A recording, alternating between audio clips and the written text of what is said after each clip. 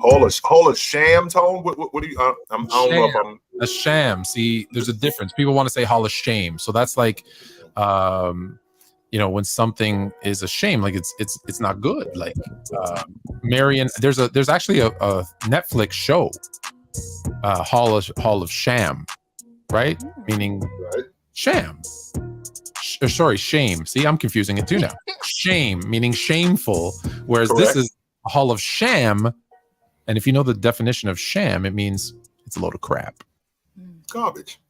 Yes, garbage. It's garbage. FIFA, I know we're a minute late, but here we are. So we'll run a minute late. We're not a minute late. We're on time. We're actually on time. Oh, wow. Go look up in the right corner there. See what it says? Fluent. That's me. And that's her. Chill. That's him. We make the rules. Yeah, FIFA. Chill out. What movie is that from?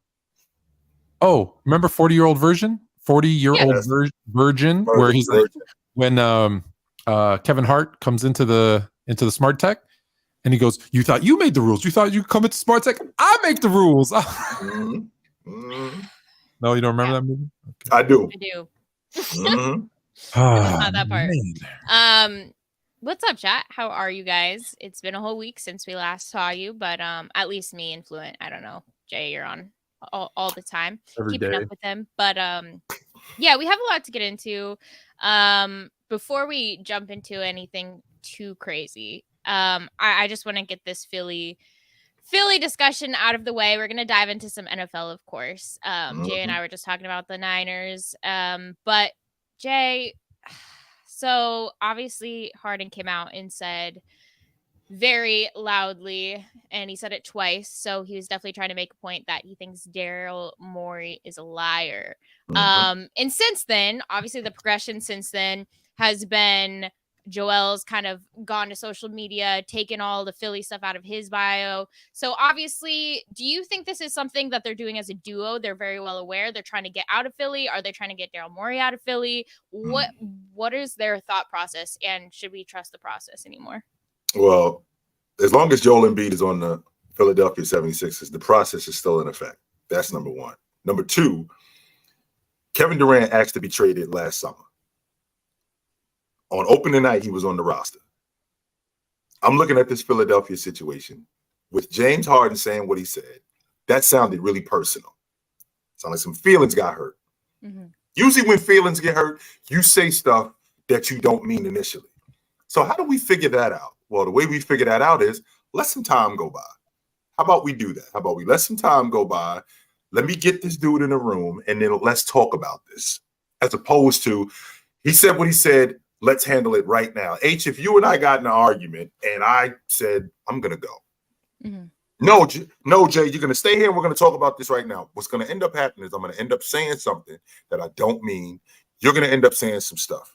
But if I come back later, let everybody cool down. Let's talk about this. We can probably get to the bottom of this. Right. Same logic with James Harden, especially when you're talking about business.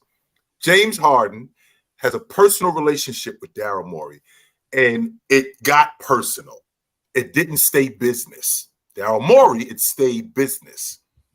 And that's where James Harden and Daryl Morey have that divide. Now, do I think that him and Joel Embiid are in partnership to get out of Philadelphia? No, I don't think that, because Joel Embiid is still in a position where they still have a really good team. And James Harden does not want this to spill over into the season like that, because the most important part of this, James Harden is in a contract year. James Harden does not want to come into camp like he did in Houston, fat and out of shape. He doesn't want to do that because he's already got that rap as it is. He's in a contract year. Nobody's going to want to deal with him being older now. He's going to be 34 on opening night. So nobody's going to want to deal with that, which is why let some time pass, just a little bit. Let some time pass. Let's sit down. Let's have a conversation, and we could get to the bottom of this. Does that mean he's never going to be traded? No, but not like this. So Daryl Morey is, and I don't know, I didn't hear what he said, but I 100% believe, much like FIFA Boy in the chat, just a bald-faced liar who doesn't know the truth when it slaps him in the face. So I'll deal with the chat quickly. I did not get kicked off the panel.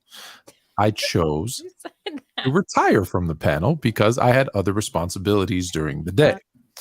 Now, in terms of Daryl Morey, I'm sure Daryl Morey did what every single business person would do.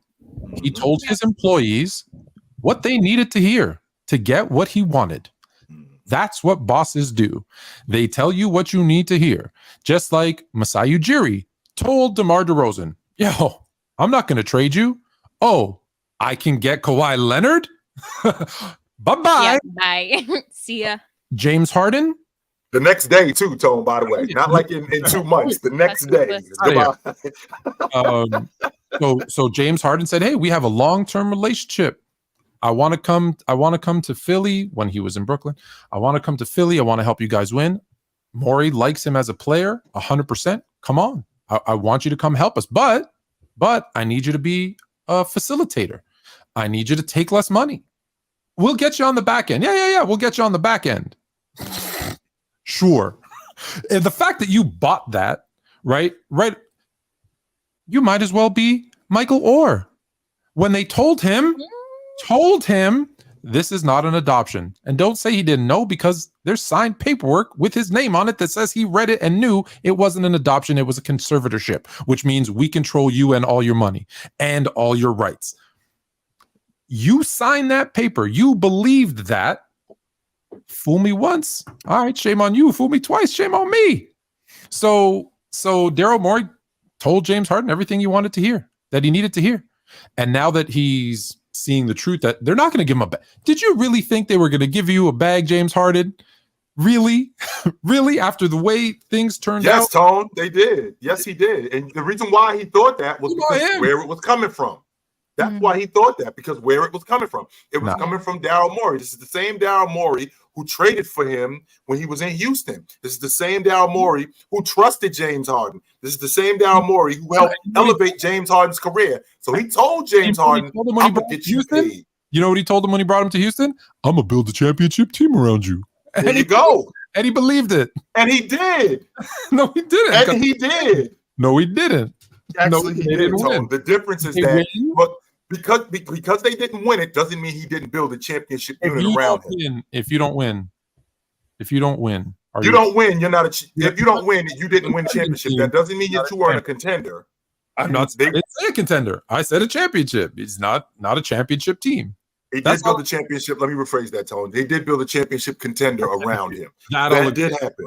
They did build a championship contender around him. So in the process of them building a championship contender, when in the process of them building a championship contender around him, there was a trust relationship there. Now, Tone, again, you're a businessman, so you know the ins and outs more than anything about business. However, you're not in business that long with somebody, and it's not personal. There's nobody who will convince me 100% that Kobe Bryant did not have a personal relationship with Jerry West.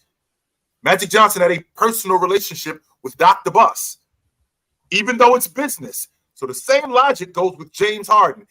Him being in Houston for that long, him being around Daryl Morey for that long, he did ultimately end up with a personal relationship with him. So when Daryl Morey tells him, trust me, I'm going to do because we have a personal relationship, you know what? I'm going to go with you because you've done all of these other things in the process of doing that. So when he doesn't deliver on that, immediately what the logic is, it's emotion. You lied to me. I can't believe you did this to me. When in reality, first of all, this is business. That's number one. I did get you paid in the past. And it's not like I didn't try to get you paid here, because I did actually try to get you paid. It didn't work because you still have to pull your end of the bargain, Tone. So if the Philadelphia 76ers are in the Eastern Conference Championship, are they extending James Harden for 3 more years at $130 million? I think so. If they're in the NBA Finals, I think Philadelphia is extending him. But for them to get bounced in the semifinals again, and we're in the same position that we were in when Ben Simmons was here, we're a semifinals team at best, even though Joel Embiid hasn't performed up to what Joel Embiid should perform to in the playoffs. There's no way for any of us to actually believe Philadelphia 76ers were going to extend James Harden 4 years, $160 million. But James did because Harden did because Daryl Morey told him that. And it didn't state business. It was personal. All right. So let me say a couple of things. First of all, just because you think it's personal, or you have a personal relationship with your boss, you do not. Sure, you may go out for beers and high five each other and slap each other on the butt and think it's, oh, this is my guy. He is not. She is not. They are your boss. And when it comes to business, you can think we're friends. We are not. Every boss might say, this is a family. That's a lie, because you can't fire family. I'll fire an employee quick, fast, and in a hurry, though, right? Okay. So it is not a family. They are not your friends. It is a business. So that's the first part. So the fact that he actually believed that guy was his friend, well, that's part of the problem. I'm trying to find something. Here we go. I found it. So because there's people who don't understand, sham, not a shame, a sham, S-H-A-M. It means a thing that is not what it is perpetrated to be. The proposed legislation is a farce and a sham. There's your definition of the day. That's the topic for the day. So that's the thing. Like, and this is good for all the young people watching and listening and in the chat. If you're at a job and you think that person is your friend, they are not. They will tell you what you need to hear to get what they want out of you. Trust me. At the executive level, there are meetings every day. Okay, what's going on in our business? A, B, C. What are we going to tell the employees? X. How are we going to this? Y. That's the conversation, right? They might not get their checks this week. That's okay. We're going to say we're working on a big acquisition and it's going to get us all paid and our stocks are going to go up triple and we'll give them 1% of the stocks and we'll tell them. Yeah, right. And then they're bankrupt and you're locked out and you're like, hey, where's my job? That's the reality, right? Oh, the government gave $800 billion to save Wall Street. Did they give one penny back to the people? Nope. They all got their bonuses though, didn't they? Because we ain't friends. So good on James Harden. Good for him. He got lied to, which I believe 100%. And he's going to go play in China. Good for him, as he should, because he's looking like he's having a great time. He's loving it over in China. He actually said he wants to play in China. Yeah, I know. That. Yeah, and Embiid is like, yo, I agree with me. The process didn't work. I'm out. I told you what. Remember what I told you? 4 weeks ago? What was going to be the story with Embiid? Do you remember? He'd be playing for a different franchise. Yeah, you did say that. And my question, I guess, is like realistically, okay, once this NBA season starts, as far away from Philly as you can.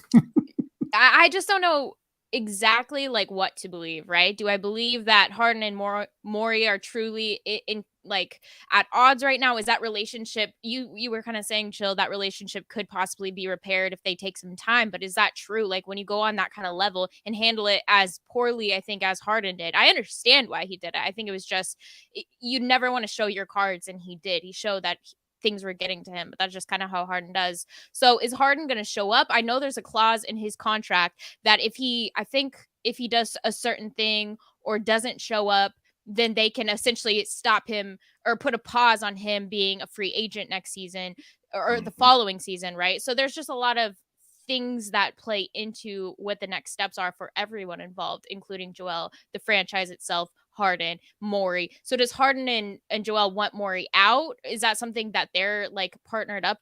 Are they talking, do you think? Are they in communication right now? Or is Harden just saying, peace out, I'm going to have my fat suit on at the start of next season. I'm doing it all again. I want to be out. Give me what I want. Like, is that where we're at? I just don't think that James Harden does that again, because there has to be some people around him that have seen this movie before. Right. Years ago when he left Houston and how bad it looked. And now, again, we're in a contract year. And since we're on the subject of contracts, Joel Embiid just signed his max deal 2 seasons ago. So now Joel Embiid is signing which just kicked in last season. I think it was either last season or this season. That max deal just kicked in this season. So now with him kicking in, with that max deal just kicking in, he's in the same boat with Damian Lillard. He's got 3 years on that deal, 3 of them. So because he's got 3 years on that deal, there's really not a lot of leverage. And So- we already know who Joel Embiid is. We already know who Joel Embiid is on the in shape tip. We already know that. Right. So now we got two guys. We got one guy who could potentially put the fat suit back on, and I think that ruins him. I don't think he's going to do that. And I think that his people, if they're smart, they're telling him, yo, go to camp, show up, fix this, so we can get back in good graces with some other people. Forget what's going on with Daryl Morey. Now I understand what you're saying, H, about repairing the relationship.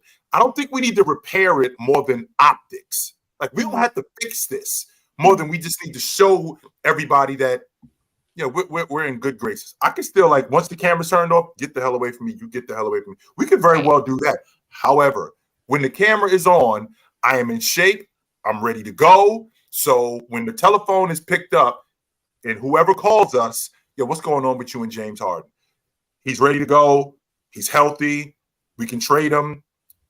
As opposed to he's showing up, he's ridiculously out of shape, and all of this stuff, none of that stuff matters. So I do think that he shows up. I don't think he's in cahoots with Joel Embiid about getting traded. I do not think that.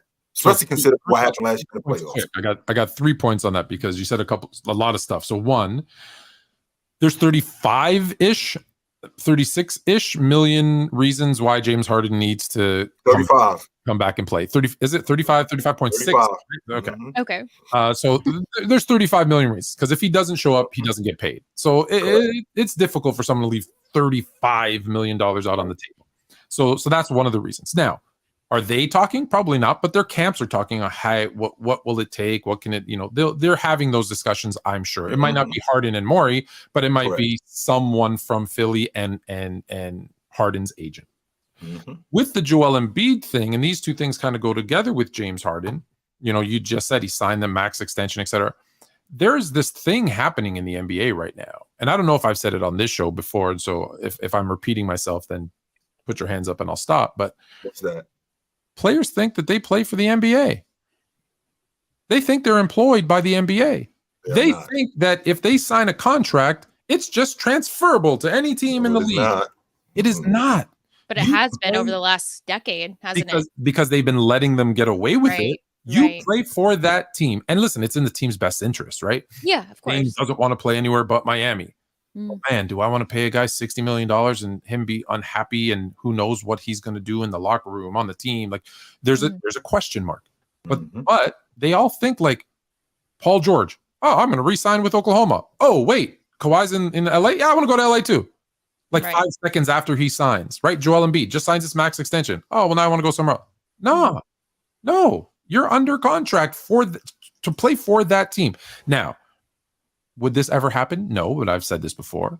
If every single team and here's the problem, there's always one person that ruins it. But if every single team just said, no, you're going to play out your contract and that's it. You don't like it? Go sit. And I'll eat, because if you're not playing, you're not getting paid. Then what happens? Well, then it brings back a little bit of the, it's gotten too far. I love player empowerment. Don't get me wrong. When you're a free agent, I've said this a million times. When you're a free agent, you are free to go wherever you want. The NBA isn't the NFL. Like, I have a big problem with the NFL where they're not guaranteed contracts and they can sign you and then just, no, I'm done with you. And you're cut and I don't have to pay you the money. I hate that about the NFL. But the NBA, the contracts are guaranteed. The contracts are guaranteed for like 95% of the players. And the ones that don't have guaranteed contracts are like G League two-way players. So you know what else is guaranteed, Tone? When you sign a guaranteed deal, you know what else is guaranteed? Your commitment. I'm guaranteeing to pay you. Yeah. Oh, yeah. Not anymore. Oh, yeah. If I'm guaranteeing to pay you, you know what that means? You are guaranteeing me that you're going to show up. Right. You know the monkey wrench that the Oklahoma City Thunder could have thrown in that Clippers deal? If they would have said, we're not trading you. Not only are we not trading you to the Clippers, we're not trading you anywhere. You will play out your contract. The monkey wrench, Tone, that they could have thrown in that. Only except they didn't. It would explain why guys like LeBron James started signing 2-year deals, 3-year deals with an opt after 2. You didn't see those, with the exception of Miami, and that was a 4-year deal with an opt.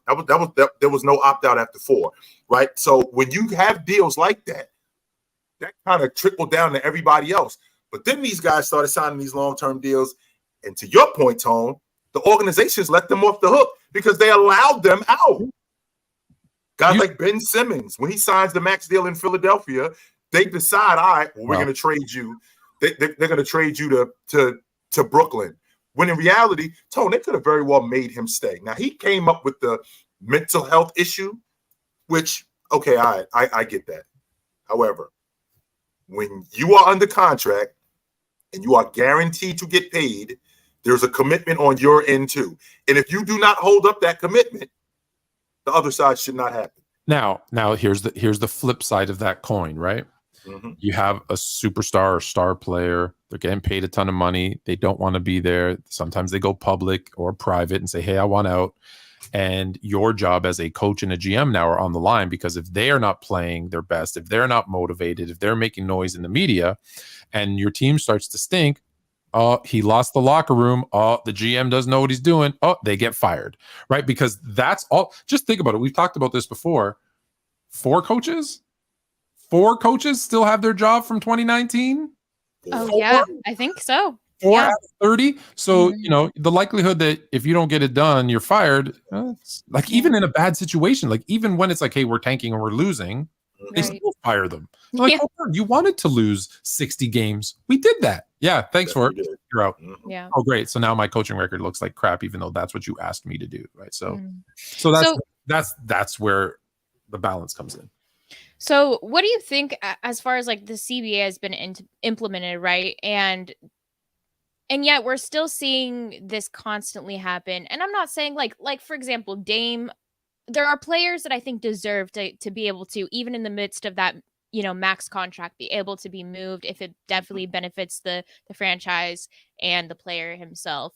But I just feel so frustrated when it's players like Kyrie, KD, Harden, Paul George, even they're all great guys, but it's just, I don't understand why some of them, especially somebody like Harden, who isn't in his prime. I heard somebody say that the other day, that Harden is in his prime. I don't know what game you're watching or what player you're watching. That is no prime. We've seen the prime and that is over. So I don't understand why players like Harden think that they're capable of doing. Well, I do understand why Harden's doing it, because he is able to, and he's probably going to get what he wants. But when are we going to get to a place in the league, or should we get to a place in the league where GMs, owners, franchises put their foot down and say, no, you're staying, you're finishing out your contract?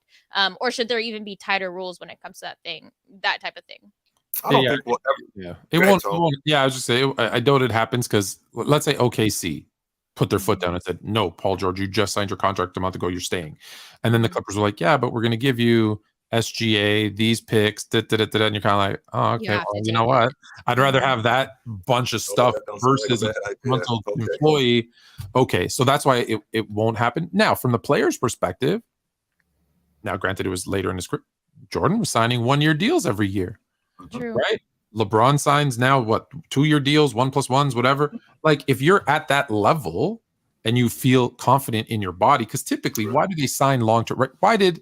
We'll use this guy. Why did Scottie Pippen sign a long-term deal? Because he wasn't sure, right? Am I good? Is my body going to hold up? Will I get more money? Like, what if I get injured? Right? There's a lot of guys who like, well, let me take that, that max deal, that 3. Right. Do you know? I know Jaylen Brown just happened, but I'm going to give you a lesser player than Jaylen Brown. Do you know that if Pascal Siakam figures out a way to make All NBA this year, he is in line for a $304 million contract? No. You're not going to take that? Of course you're going to take that. You know what I mean? So even if the franchise completely tanks, I'm taking that money. And then, maybe a year later, I'm going, oh, I'm out. Oh, that was the other thing I mentioned about Philly. I'm sorry. Do you think James Harden wants to play for Nick Nurse? I don't think he wants to play for Nick Nurse. Because he's going to have to play defense, or why? Because he's going to have to play? You don't get minutes if you don't play defense with Nick Nurse. Right. I think he wants to shed this persona about him, this image about him that, I suck in the playoffs. I can't get it done when it matters the most.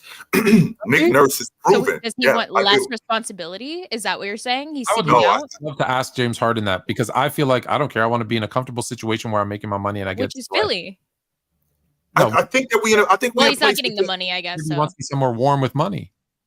Miami. I think we're in a place with James Harden. I think we're in a place with James Harden where he recognizes that I still got something left. And with me still having something left, I do want to restore this image of me just being a playoff choker. It only takes one postseason for people to go, I told you about James Harden. They'll forget all of that other stuff, right? So the idea of him just performing once with a guy like Nick Nurse, who's proven in the postseason, even though he had a damn good team, but he's proven in the postseason to go deep into the postseason with a guy and turn guys around. He's proven that. James Harden in that position. Remember, Tone, he didn't say he didn't want to play for Nick Nurse. He didn't want to play for an organization that was associated with Daryl Morey. That was it. What he's saying now because Daryl Morey lied to him and said, "Hey, I'm going to extend you." That doesn't mean I want out of Philly. So is go ahead. That doesn't mean I want out of Philly. That means that this thing between me and him, I don't want to work with this guy. That's just right now. But I don't want to work with this guy, right? So him with Nick Nurse as the coach, I think that's an upgrade. And I don't think that he would have a problem playing for Nick Nurse because Nick Nurse would. I think he would implement defense and it would just help them get better. I think it helps Joel Embiid more than it helps James Harden, more than anything. So at the place we're at then, where will Harden be, do you think? If you guys have to make a prediction at the beginning of next season, where does Harden play and what does he look like? What headspace is he in? I think he's in Philadelphia. And the reason why I think he's in Philadelphia, number one, we're in a contract year. And us being in a contract year, James Harden has one more payday he thinks that he can get. And that one more payday is contingent on him being sharp. Well, he's not sharp if he's showing up in the fat suit. He's not sharp if he's being disgruntled. He's not sharp if he's showing up out of shape and he's not playing. Because now what you're doing in the process of you doing that on a one-year deal is you auditioning for other teams that are looking at you going, do I want to be involved in this headache? Do I want to extend this guy for 3 more years? You know what would help you, though? If he went to Philadelphia and performed and we got to the trade deadline and Philadelphia was actually doing well and they decided, well, he wasn't going to come back and they decided that, we're going to move off of this dude. So in the process of us moving off of him, we could get something for him. So I do think he's in Philadelphia. I don't think they move him. Hi, Ticket. How are you? Man, you missed me, Ticket. The beautiful playmaker. What's up? Hey, man, Fluent, man. I miss you, man. What's up, man? How you doing, brother? I'm good. Man, but we brothers. Hey, man, we brothers to the end, man. What's up, man? Fluent, you playing too many games, man. You running and hiding from me, man. What? You know where to find me. I'm right here every Thursday, 9 p.m. Much like I've told 3 people this week who did not show up, who all said they were going to come and challenge me on the show, and not one of them. I see you guys. You're not here. So, what's up? Well, you got beef with me now, Ticket? What's the beef?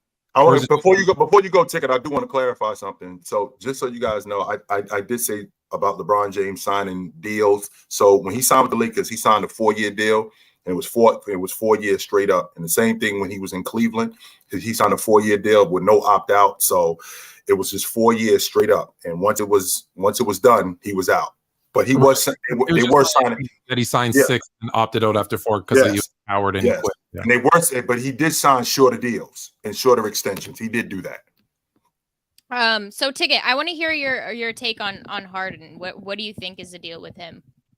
I think Chill crazy as hell, thinking that he gonna stay in Philadelphia. You think bro? We're not gonna listen. This is why Fluent is necessary, man. What the world is wrong with Chick Grilltown, man? Bro, he's not staying there. You cut him off, Hailey? Did we lose him? I think we lost him. He's out of there, Chilltown. He's not staying on here. He's not staying, bro. He's out, man. They're not gonna listen. When you come on and say what he said, bro, it's over, bro. Bro, he called the man a liar, bro. Bro, there's no way as a GM that Daryl Morey wants to. You don't want him at media day, bro, because you don't know what he's gonna say. He's gonna he's gonna say. He's gonna go in and give you something like what he gave you in Houston, but worse. Is there any chance they fire Morey? Isn't that what he's trying to leverage right now? If him and Embiid say, well, no, they're not gonna fire Morey because not right now. because of Doc. Like, would they really fire? That's where I'm at with this. Would they really fire Morey as well as Doc just because Harden like says the word? Like, Hailey, Grilltown thinks they're really gonna bring Harden in. Yeah, I do. Well, And the reason why I think that the reason why I think that is because exactly what you just said. You worried about media day. Well, Ticket, we have some time up until media day, and we got some time to smooth this thing out. Not right now, but we got some time to smooth this thing out, and we got some time. We got some time to get in front of the camera. Don't forget, we got some time to get this. Fluent, bro, you got to come back, man. There's a difference between getting in front of the camera and how we actually are with each other. And we could be professional. Well, that's why we got to get Fluent keeps you in check, bro. That's disgusting. What you're saying, you're misleading people, bro. There's no way in the world. Hey, listen, Chilltown. On time. Yeah, facts. There's no way in the world, bro, that they're bringing him into media day. They don't want him talking, bro. Do you know what he's gonna do? Can they stop him? Can they stop him from coming to media day? Yeah, by telling him we're gonna move you, stay home. That's it. So if that's the case, Ticket, where's he going? Where will he be next year? Hey, he can go to the Alice in Wonderland, whatever. He can go somewhere, but he ain't coming over there. Listen, if you guys think that they're gonna bring that man into media day, knowing that he is gonna set a ticking time bomb off in that organization on media day, Fluent, you know what he's gonna go in there and do, bro. He's gonna go in there and tear the organization down to shreds, and it's gonna make the situation worse. The best thing they can do right now is scope the entire NBA, find the best deal they can get, and ship him out. We've already been down this road. Why has he not been traded? Hey, what's up, y'all? What's up, them young fellas and the young lady? What's up? How y'all doing? Ticket, baby. Yeah, say hi, Ticket. Hi, Ticket. Yeah, Uncle Ticket's in the house. You know how this go. Y'all see y'all bad Uncle Chill over there, right? That's the bad guy over there, Uncle Chilltown. That's the bad guy. When y'all see him, yeah, just run the other way. Now you can hear. So Uncle J. Is that bad Uncle J or good Uncle J? He's bad Uncle J. Is that bad Uncle J or good Uncle J? Good Uncle J. Okay. You got him food, huh, Chilltown? Actually, you the one trying to pollute them. That's what you're trying to do. You're the one trying to poison them. They already know what time it is with me. You're the one trying to poison them. We got to keep you away from them. Hey, Hailey, what's wrong with Chilltown, though? Because, listen, bro, listen. Don't bring me into this, Ticket. He gave you an example. Listen, James Harden gave us an example of what he's willing to do with Houston, bro. Bro, the man is an expert at forcing his way out of organizations. He has done it 3 out of the last 4 years. He got himself out of Houston successfully. He got himself out of Brooklyn successfully, and he's going to do it with Philly, bro. Listen, man, they know. Does know the formula, because guess what? Yes. James Harden goes to media day and said, it's over. Fluent. You know what? I double dog dare them to let him go to media day, Fluent. He doesn't want to he doesn't want Philly mad at him. Like, he's not going to say, look, the process failed and people of Philly suck. He's not going to do that. He's going to say, here's all the things that Daryl Morey said and promised me, and this is why I'm upset. Now, does that work? We'll see. But I think it's personal with Morey. I think he's going to try to get Philly on his side. The thing is, this time he's getting paid, right? So like Chill said, he's looking for that payday. And they're like, I don't know, maybe you know more about this, but the clauses that if he doesn't do certain things or if he doesn't show up to training camp, then they can like pause his free agency. No. Listen. He's going to show up to media day. It's not even going to have to be training camp. He's going to show up to media day, and he's going to set off a ticking time bomb in media day. And from media day, if Daryl Morey allows James Harden to get to media day, he's a fool, because you know what's coming when that dude gets there. He just went overseas in a place to where Daryl Morey had a lot of controversy and said this. James Harden is very smart. So he's done that. He knows that international relations have been very, very, very tense between the United States, and they're starting to try to get back on good terms. That caused a lot of players money, and it made a lot of players upset with Daryl Morey that he would even say anything that would jeopardize these guys' money. Now James Harden did what he did, and peep one thing, Hailey and you guys, he's got a lot of players backing him up on the media. A lot of the players I'm seeing are saying, hey, if you promise him something, you got to do it. So Fluent's right. He's going to go in there. He's not going to tear down the city. He's not going to tear down the fans. He's going to go right after Daryl Morey. And when he does it, I love Philly. Philly has the best fans. And the problem here is Morey. He's not doing this. He's lying about that. He's lying to you. Like, yeah, that's what I would do. That's exactly why I think this thing gets smooth. And when I say smoothed over, I mean they get in front of the camera and save face. Behind the camera, it could very well be, you know what, Ticket, mother, and chill, mother. But when the camera's turned on, listen, this is because I did promise to get you paid. I did say that I was going to do that. So in order for that to work, James Harden does not come to camp out of shape. When did he prove that to you, though? When did he show you? And I'm glad you brought that up, Ticket. And I'm glad you brought that up, Ticket. In the past, we haven't had what we have now. We have an older James Harden who's now looking at one more payday.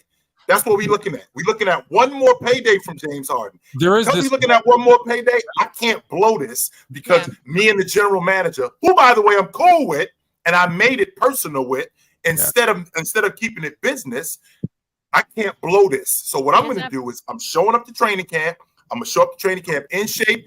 We're going to save face, and I'm going to play good enough so when it's time for me to get moved, these teams are still on me. Because, Ticket, you know this better than I do. Nobody's trading for James Harden right now. And nobody. That's the problem. They leverage. I guarantee you they tried to trade him, and nobody's trading for him right now.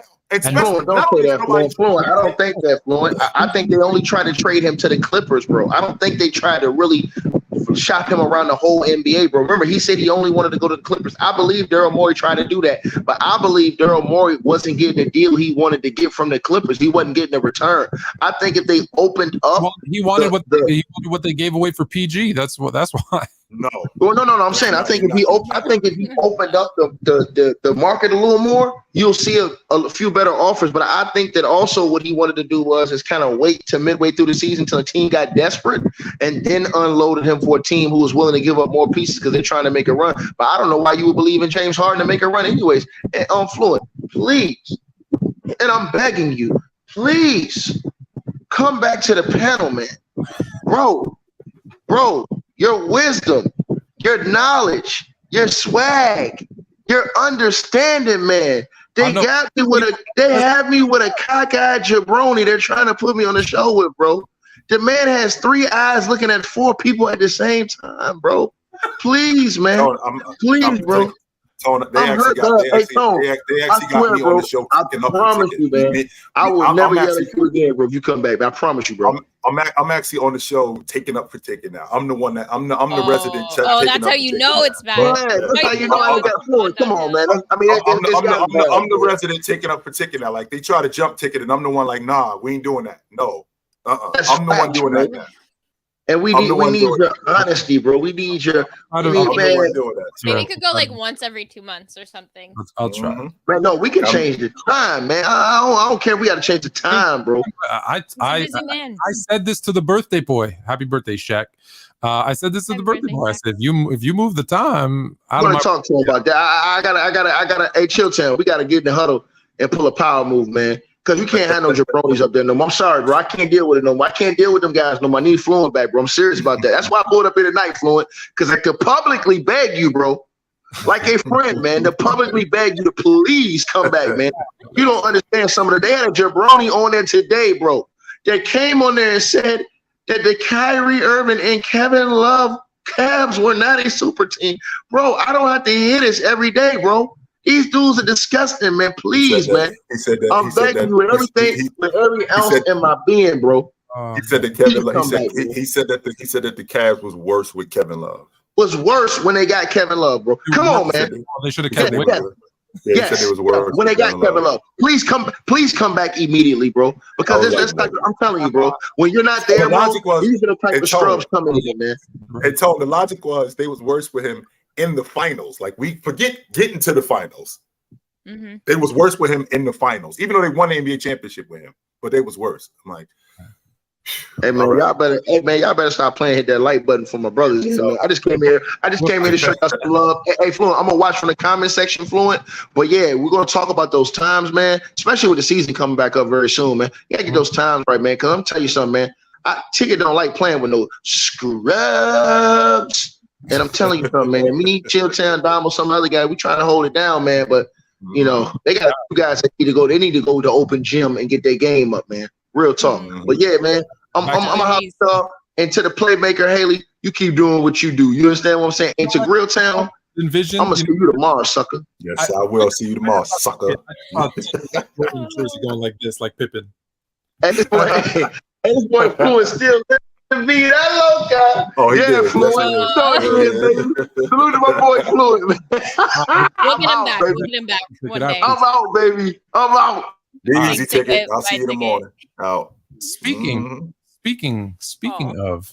of Jordan and Pippen, just quickly, Since we on that subject, Jordan did say, I believe during his Hall of Fame speech, right? When you mention the name Michael Jordan, you need to mention the name Scottie Pippen, right? Those two names need to be together always. And it's interesting because coming like very, very soon, the name Mrs. Pippen or Jordan Pippen is going to be oh my god, together. This is Wait, they're getting married? They're engaged? They are engaged. The wedding date This is is what we're imminent. talking about. A This is what wedding, we're talking about. and it is going to be Mrs. Larissa Jordan Pippen. So there you go, Mike. You got your the name Jordan and Pippen will be together. Hey, You know how you be cringing, H? Like, come on, Yeah, man. yeah, This is not. This Come on, headline's man. been in the news for like a year. This will I'm be just gone. it's so boring. I'm bored. Truly. And I can appreciate you loving. I mean, we're all adults here. All right, I can get with that 100%. Be with. No, this is not cool, yo. It's not. Dirty. This Everything. is not okay. This is No. not okay. All I'm going to say is this, with all due respect to, I don't know Larissa Pippen at all, but I say this with all due respect, Michael Jordan. If you are watching, who knows? A lot of people surprise us and tell us they watch the show. We don't know. So Michael Jordan, if you are watching and they do get married, you change that will right now and make sure that nothing, because immediately let her get his name off. You know. Get his name off. Get his name off. It's like, Billionaire father-in-law. Yeah. Get Oh, his that's name so off. Get his weird. name off the will. So Change the will. Are you really that cool with that? No, Well, I'm not. All right. What's next on the agenda? That was fun. That was my favorite segment. Everybody. Yeah, that was good, and we'll stay up to date. But Fluent, I want you to kind of. I know you're, especially passionate about this topic when it comes to the Hall of Fame, which was all over our social medias. And obviously, there's some names in there that maybe shouldn't be. So I'm trying to find out. All right. Let's start. Like, this is how bad the Hall of Fame is. Yeah. And I don't know that I have the list in front of me right now, but next year eligible. They're not in, but eligible. It's so bad that when the list has to be Vince Carter, Tyson Chandler, JJ Barea, Jamal Crawford, like if that's the list of eligible people, Kyle Korver, Joakim Noah. No offense. And people are going to hate me for what I'm about to say, but none of those are actual Hall of Fame players.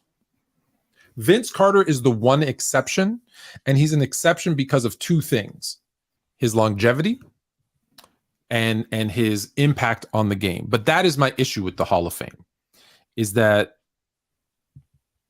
what is the Hall of Fame supposed to be? It is supposed to be the elite of the elite, like the best of the best.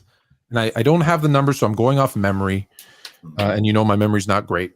But you once upon a time, you and I argued about how many people they let into the Hall of Fame. And you said they let in how many? I think there's 5 people that played in the NBA. Of guys that played in the NBA, I think it's 100, and with this class here, I think we're up to 170 in the 75 year, 171 with this class here, something like that. I think it's 171 guys overall. And how many people have played in the NBA? Over 5,000 players have played in the NBA. I got 75 years. I have different numbers. My numbers are lower. So you have 170 and 5,000. That's about 3%. I have it at 112 players who played in the NBA and 4,700, which is 2 and something percent. Almost. Okay. So let's call it 3%. So 3% of the players who have played in the NBA are in the Hall of Fame. Correct. That's a problem for me. And people are like, why? 3%? That's low. No, 3% is not the elite of the elite. 3%, if I can just quickly tell you, there's approximately what? 13-man rosters, 30 teams. That's 390 players who play consistently. We're not talking about two ways and whatever. 3% means 12. So the top 12 players are all Hall of Fame players? No, that's too high for me. That's too high for me. That's basically like saying the all NBA first, second, and third team, all except one or two of them, should be in the Hall of Fame. And that's not true. And that number gets worse when you consider this. That's 3% of every player that's played. Let's be honest. There's exceptions, but we're really talking about you got to be at least a starter, right? There's exceptions. There's exceptions, right? Havlicek, Jamal Crawford. There's exception of guys, Manu Ginobili, who weren't starters but could have been starters. But for every one of those exceptions, there's two guys that were starters, like Brad Miller, like Bill Cartwright, like there's a list of guys who they're not really starters. They're starters, but they're never going to make the Hall of Fame. Right. So before everyone goes crazy and says, well, what about this six man? There's a starter who. So if you look at just the starters, it's closer to like 8. I dare to say almost 10% of the players who started in the NBA make the Hall of Fame. That number's too high. That number is too high. 8%? It's 8% of starters. Yeah, that's make it to the Hall of Fame. That's my problem. And so I purposely put two guys here. Because everyone's going to fight me on Tracy McGrady. And I picked him on purpose because I know his talent, his skill. But let me give you some information on Tracy McGrady as an example. How many years did Tracy McGrady play in the NBA? He showed up in 97 and he retired in 2013. I'm sorry. So he played 16 years in the league. 16 years in the league. I'm going to ask you now. I'm just asking you questions. We're doing a little quiz. In his 16 years, how many times was he an All-Star? I think he was an All-Star 7 times. So less than half of his career. Now I get it. Injuries. I think it was. I think. Right. No. If you're wrong, I'll correct you. If you're wrong, I'll correct you. But you are correct. It is 7. Okay. So 7. Now I picked Tracy McGrady for a reason, because it's not the NBA Hall of Fame. It's the Basketball Hall of Fame. Right. Well, Tracy McGrady didn't have an illustrious college career because he didn't go to college. He didn't have an illustrious Olympic career. He went one time to the FIBAs and won a gold. So it's not about so his career is really solely based on the NBA. Right. So in 16 years, he won 2 scoring titles, wasn't an all-star. For more than 50% of his career, he wasn't even an all-star. He made All-NBA those 7 years, so he was not All-NBA. And that's it. Those are his accolades. In the playoffs, do you want to know what's the most games he ever played in the playoffs? 20. 7.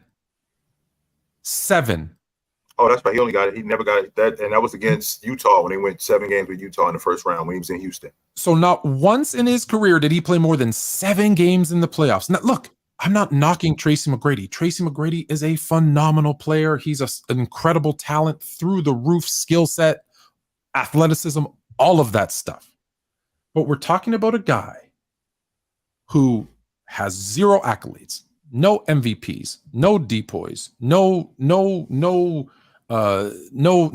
success in the playoffs, like nothing. That's a great, super amazing player. Yes, there were injuries. Again, that's unfortunate. He led the league in scoring twice, Tom. Absolutely. Led the league in scoring twice. For me, does that make him a top 1% in the history of the NBA?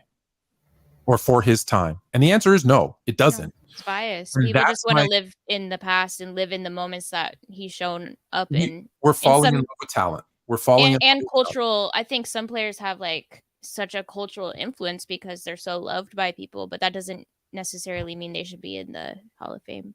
I don't have a problem with Tracy McGrady being in the Hall of Fame. I got a problem with Tracy McGrady being a first ballot Hall of Famer. I had a problem with that. Yeah. I don't have a problem with him being in the Hall of Fame. Now, you mentioned Tracy McGrady being you know how serious I take being an All-Pro. And the fact that he was an All-Pro 7 times in 16 years, I mean, that's a big deal to me. That's basically every other year of my career, I'm on an All-Pro team. Every other year of my career, I'm on an All-Pro team. That's awesome. With that being said, can you tell me definitively Was there ever a year where Tracy McGrady was the best player in the league? No, I definitively can tell you no, there wasn't. Can you tell me definitively, was there ever a time when Tracy McGrady was one of the 3 best players in the league? No. So with that being said, again, I think Tracy McGrady, with what he had done, leading the league in scoring twice, being an all-pro every other year for his career, every other year, I think that stuff matters. But when we talk about the Hall of Fame, if you think about the title, it's the Hall of Fame. Is it the Hall of how Sham? Well, is it the Hall of how famous you were? Like when we say fame, what we're doing is we're glorifying you. So we're glorifying your career, right? So when you bring up numbers like the last 3%, I mean that's 3%. Well, damn, Tone, I'm in the 97th percentile. That's pretty good for somebody that has come in the league, and that's of all players that have ever played, though. That's what I'm talking about, Tone. So if you line for every one, so if you line up for every 100, that's including the plumber Normie Glick. That's my point, though, Tone. If you line up for every 100 guys you line up, 3 of us are going to the Hall of Fame. That's it. For every 100 guys you line up, only 3 of us are going into the Hall of Fame. The other 97 of us, no, we're not doing it. That's not happening. It means 12 players every year. You're telling me the top 12 players deserve to be in the Hall of Fame? Only except those 12 players. They don't do it every year. So, like, for example, DeMar DeRozan. DeMar DeRozan is ultimately going to be a Hall of Famer. Why is DeMar DeRozan ultimately going to be a Hall of Famer? The reason why DeMar DeRozan is ultimately going to be a Hall of Famer is because as a guard, he scored over 20,000 points. He's been an All-Pro a number of different years. He's been an All-Star a number of different years. Is that an All-Pro? Hall of Fame? Yes, being an All-Pro, being an All-Star. That stuff matters. That's all you have to, how many times or how much of your career, Jay? Every Hall of Famer does not win an NBA championship. Add that to the fact that DeMar DeRozan was the best player on his team when they were a playoff team. He was the best player on that team for a number of years. That's not my opinion. That's a fact. Even though you might not. Does every best player on a team that's the best player on their team get the best player on every team? The best player on every team. So that's 30. That means half of them make it to the Hall. Not every year. But he's saying on top of being all. That's what I'm saying. That's how big the percentage is that if you take the best player of every team, because it's, again, 12 a year because of the percentage. And I know people play 10 years. I get that. What I'm saying is it's not exclusive enough. And I'm not picking on Tracy McGrady. He's just an easy one because he didn't have a collegiate career. Because there's guys like Manu that you're going to say, well, look what he did in the NBA. Look what he did for Argentina. Look what he, I think. Look what he did here. Look what he did there. And so that's why I tried to eliminate those types of people because there's a case for those because it's the Basketball Hall of Fame, not the NBA Hall of Fame. But when you Dennis Rodman is an interesting one because Dennis Rodman is a specialty player. Mm-hmm. The NFL Hall of Fame doesn't have Devin Hester in. The greatest kick returner in the history of football is not in first ballot. I believe Dennis Rodman was a first ballot Hall of Famer. And here's a guy who, again, no collegiate career, no Olympics, no international play, only based on his NBA. He was phenomenal. His collegiate career was involved in that, but keep going. But he did what he do in college that made him shine. Was he a top collegiate player? What did he do? Yeah, he played at Southeast Oklahoma. He played at Southeast Oklahoma at NAIA school. First team All-American. He averaged 26 and 16. Fine. In college. Fine. 26 and 16. So he had a college career. With that being said, him being this, like you just mentioned, Devin Hester, who I think should be in the Hall of Fame, because when you are the best at something, I don't care if you're a specialist. If you're the best at it, you should be in the Hall of Fame. Now, Tone, there are some people who will combat your Devin Hester logic by saying, well, I think it's Cordell Patterson. Is it Cordell? Yeah, Cordell Patterson. I think it's Cordell Patterson, who they think he's better than Devin Hester. They don't as a specialist, as a special teams guy. But Dennis Rodman did something that other people can't say that they did, which makes him Hall of Fame worthy because he's famous. Number one, he led the league in rebounding 7 straight years. Chamberlain, Jabbar, Russell, Malone, none of them can say that they did that. At what expense? Like here's the thing. If you with him leading the league in rebounding, his team won the NBA championship. I'm going to ask your questions. I'm going to ask the same questions you asked before. Was he ever considered the best player in the NBA? No, he was considered the best rebounder in the NBA. Was he ever considered a top 3 player in the NBA? No, but he was considered the best defensive player in the game. 5 player in the NBA. No, but he was considered the best defensive player in the game. He was considered the best rebounder in the game. When you look at guys when we're saying, hey, the Hall of Fame is for the elite of the elite. Right. A first ballot best player in the game, elite of the elite, or is he the best at a particular thing and he needs to be in maybe second ballot? I think he's first ballot because he's the elite of the elite in what he did. Dennis Rodman, at the time when he played, he was considered the best rebounder in the game. Not for 1 year, not for 2 years, not for 3 years, for a long time. Dennis Rodman, when he was in the game and he was in his prime, he was considered the best defensive player in the game.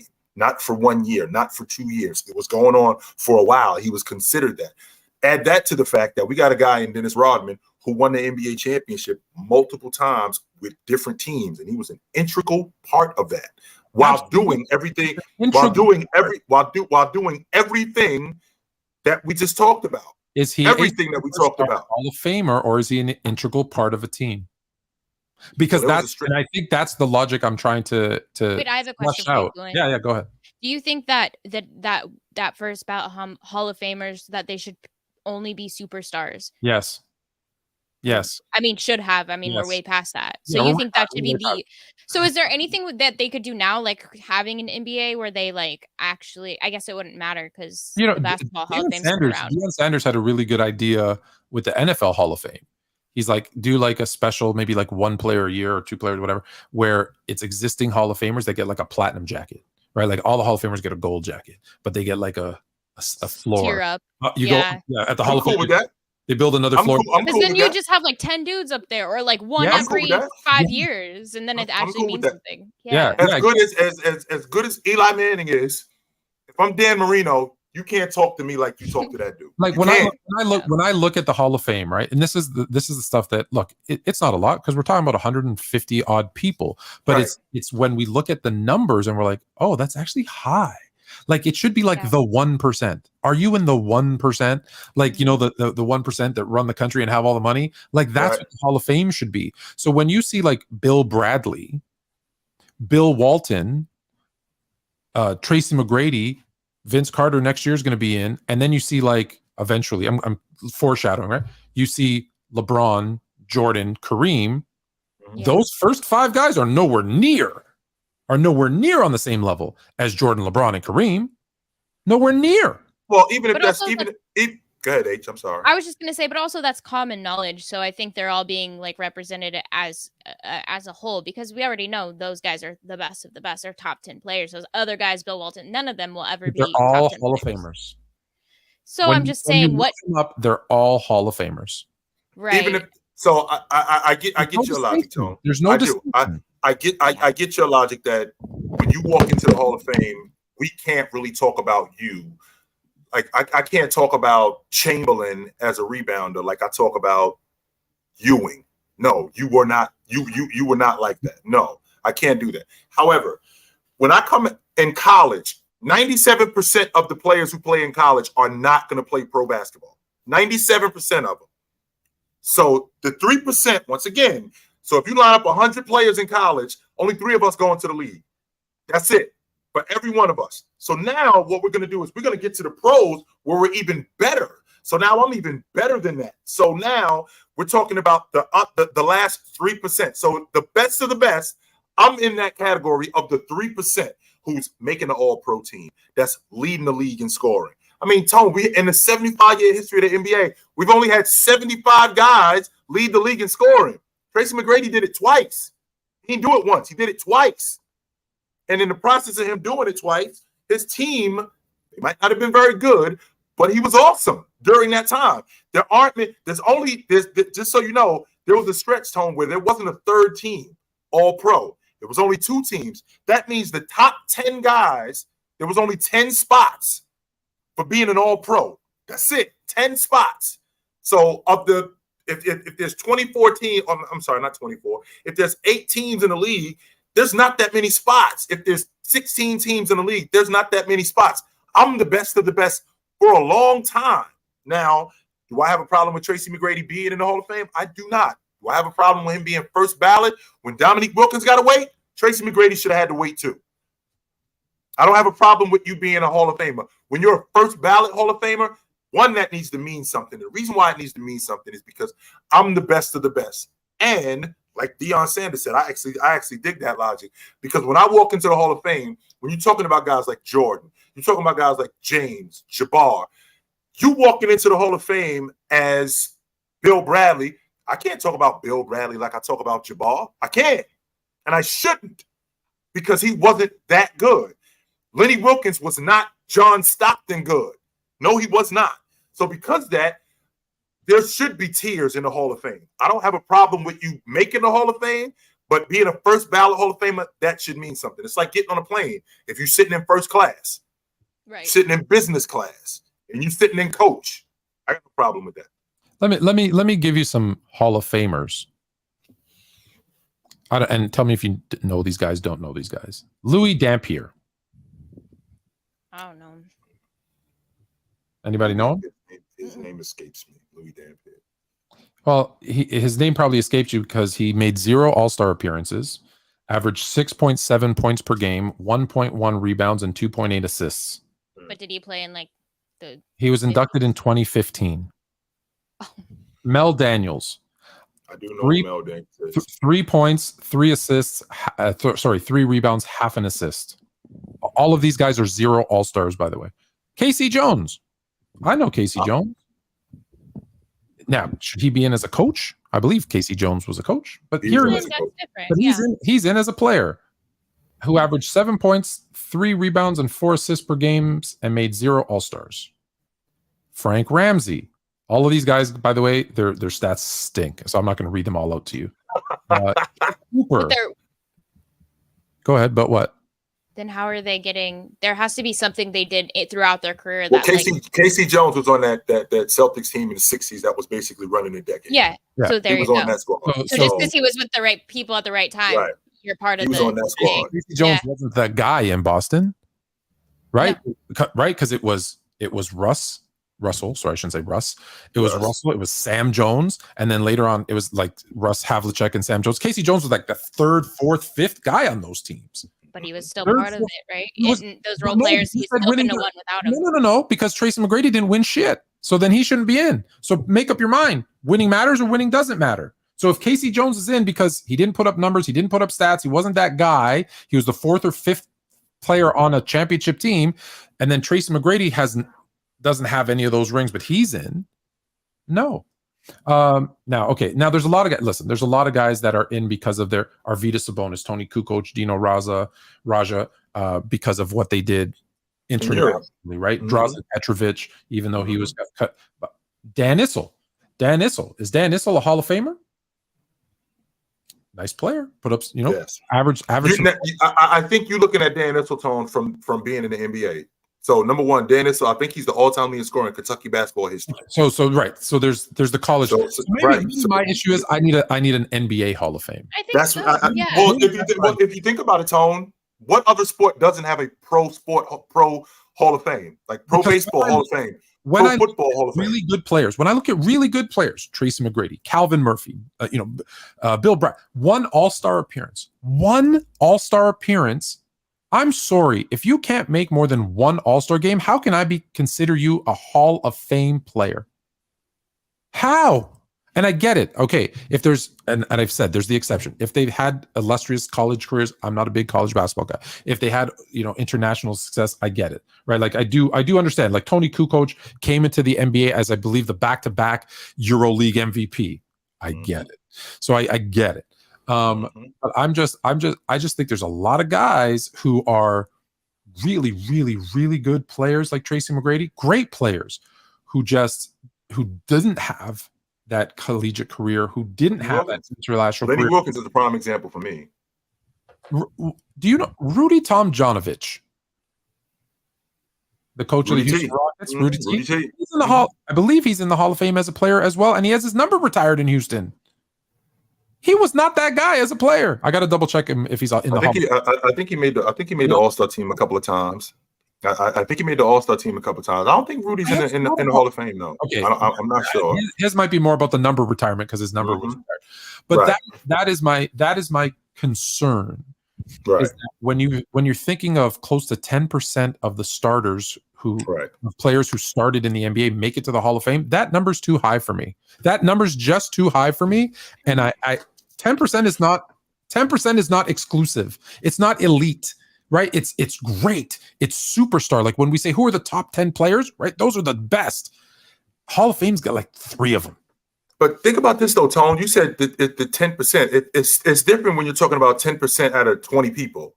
If you're talking about 10% out of 100 people, that's pretty impressive, man. Like 1 out of every 10 guys is going to the Hall of Fame, as opposed to 1 out of every 5 guys. Okay, that's something completely different. Or 1 out of every 4 guys. 1 out of every 10 guys. It's 15 out of every 150 starters.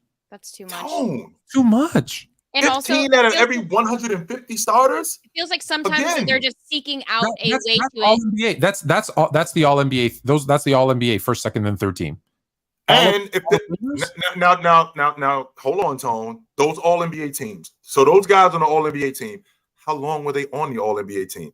I have a little bit of a problem with Vince Carter being an all pro only twice. I got a problem with that. And you don't have a problem with McGrady being there 7 times out of 16 years? He didn't do it enough. If you're talking about a guy being an all pro almost half his career, as opposed to a guy playing 22 seasons and only being an all pro twice, is Bill. I'm agreeing. I think the only reason Vince Carter gets in is because Tracy's in. What about Bill Walton? Is he a Hall of Famer? Because of the college, yes. Because of the college. Okay. Because of the college. If it was an NBA Hall of Fame, would he be a Hall of Famer? No. Okay. maybe Even though he won the league MVP and the 6th man and an NBA championship, even though he did do that, he didn't play enough to be a Hall of Famer. No, he didn't. The injuries derailed his career. Yeah, because of the college and because of what he did in a short span in the NBA, but the college is more than anything, I think. I don't think it was the pro basketball Hall of Fame, which, by the way, NBA is the only sport that doesn't have a pro basketball Hall of Fame. There's a pro hockey Hall of Fame. There's a pro baseball Hall of Fame. There's a pro football Hall of Fame. Yes. There's a soccer Hall of Fame. All of that stuff. There's going to become a time. There's going to become a time when we're inducting DeMar DeRozan, Pascal Siakam, Julius Randle into the Hall of Fame. And I'm sorry, that bothers me. That bothers me. Julius Randle, a Hall of Famer. 2-time All-Pro. 3-time All-Star. Depending on where he I want you to know Mars just woke up from his sleep and rolled over in his bed because he heard Julius Randle, Hall of Famer. Yeah. He's gonna have nightmares tonight. All right, you guys, should we do some super chats and then get on to the next? Sure, what we got? Hall of Sham. Hall of Sham. Mello, thank you for your super chat. Tyrese Halliburton has become my favorite young guard. Balling for Team USA. 30 assists in 3 exhibition games is ridiculous. No, it's not. And you know why it's not ridiculous? Because he's running with ballers. He's running with way better players than he's running with in Indianapolis. And he's a primary distributor. So 30, that's 10 assists a game. That's not that difficult to do when you're running with Triple J and you're running with Brandon Ingram and you're running with Anthony Edwards. I'm a primary distributor anyway. That doesn't negate how good he is, but let's not relax. Let's relax on, he's doing something phenomenal. He's running with ballers and he's a primary distributor. That's what he does. I ran what did we do? 8. I think we played 8 games. It was a I don't know what you would call it in the US. After high school, but like before college. Whatever just like called a prep school type of thing. summer. We had it was a post-second. Anyways, there was an all-star and teams were put together. There was no AAU back then, right? So it's similar to that. It was like traveling teams, and we put together all-star teams. Jay knows how often I passed. For that 8-game stretch, I had 8 assists a game because I had a bunch of guys who just Yeah. There you go. Not that it's easy to get assists, but when you have scorers, it's easier to get assists, especially if you're the primary ball handler who's passing. So Yeah, that literally is his job. Yeah. And that's still not even crazy. In Indiana, he still has several assists. I bet on it. Let me be clear. I like Halliburton a lot. Buddy Hield. Yeah, he's like a true guard. Like I think he he's really being does, wasted. I think he's being wasted in Indiana. Indiana might be the newest cursed team. Well, wait a minute though, Tony. They just signed him to that extension, which means that they're gonna build that unit around him. They're building that unit around him. I just Indiana, no. I have nothing but love for Indiana, but Indiana. There's teams like the Clippers, Minnesota, Indiana. There's like 5 or so teams that like just there's always something seems to happen and they don't and they just can't get over that hump. And so that's what I'm saying. I feel like he might be wasted in Indiana. Denver, and look, they just won a chip, so you never know. Absolutely. There's always they just needed and I've been corrected, a generational talent in Nikola Jokic to go there and get them out of that. But yeah, Denver probably fit into that category too. Yeah. Dave, like Indiana's always like good, respect. They can't get over that. They're in the worst. You know what? It's actually worse. Those teams that are like not bad enough that they suck and they get high draft picks, but not good enough to like contend for a title. It's too bad. Yeah. B the G. Thoughts on the Liberty killing the Aces 2 times now? I like it. We all knew that. I like what they're doing. I do like it. Yeah. You know what I don't like?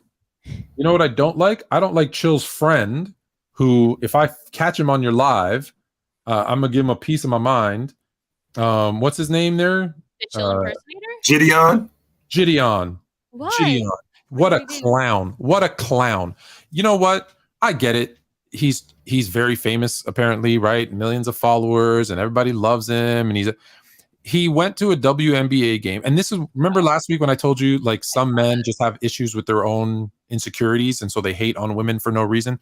He went to a WNBA game with like a blanket and a neck rest and like a sleep hoodie thing, right? And bought out the whole front row and went to sleep with a blanket and the sleep hat on.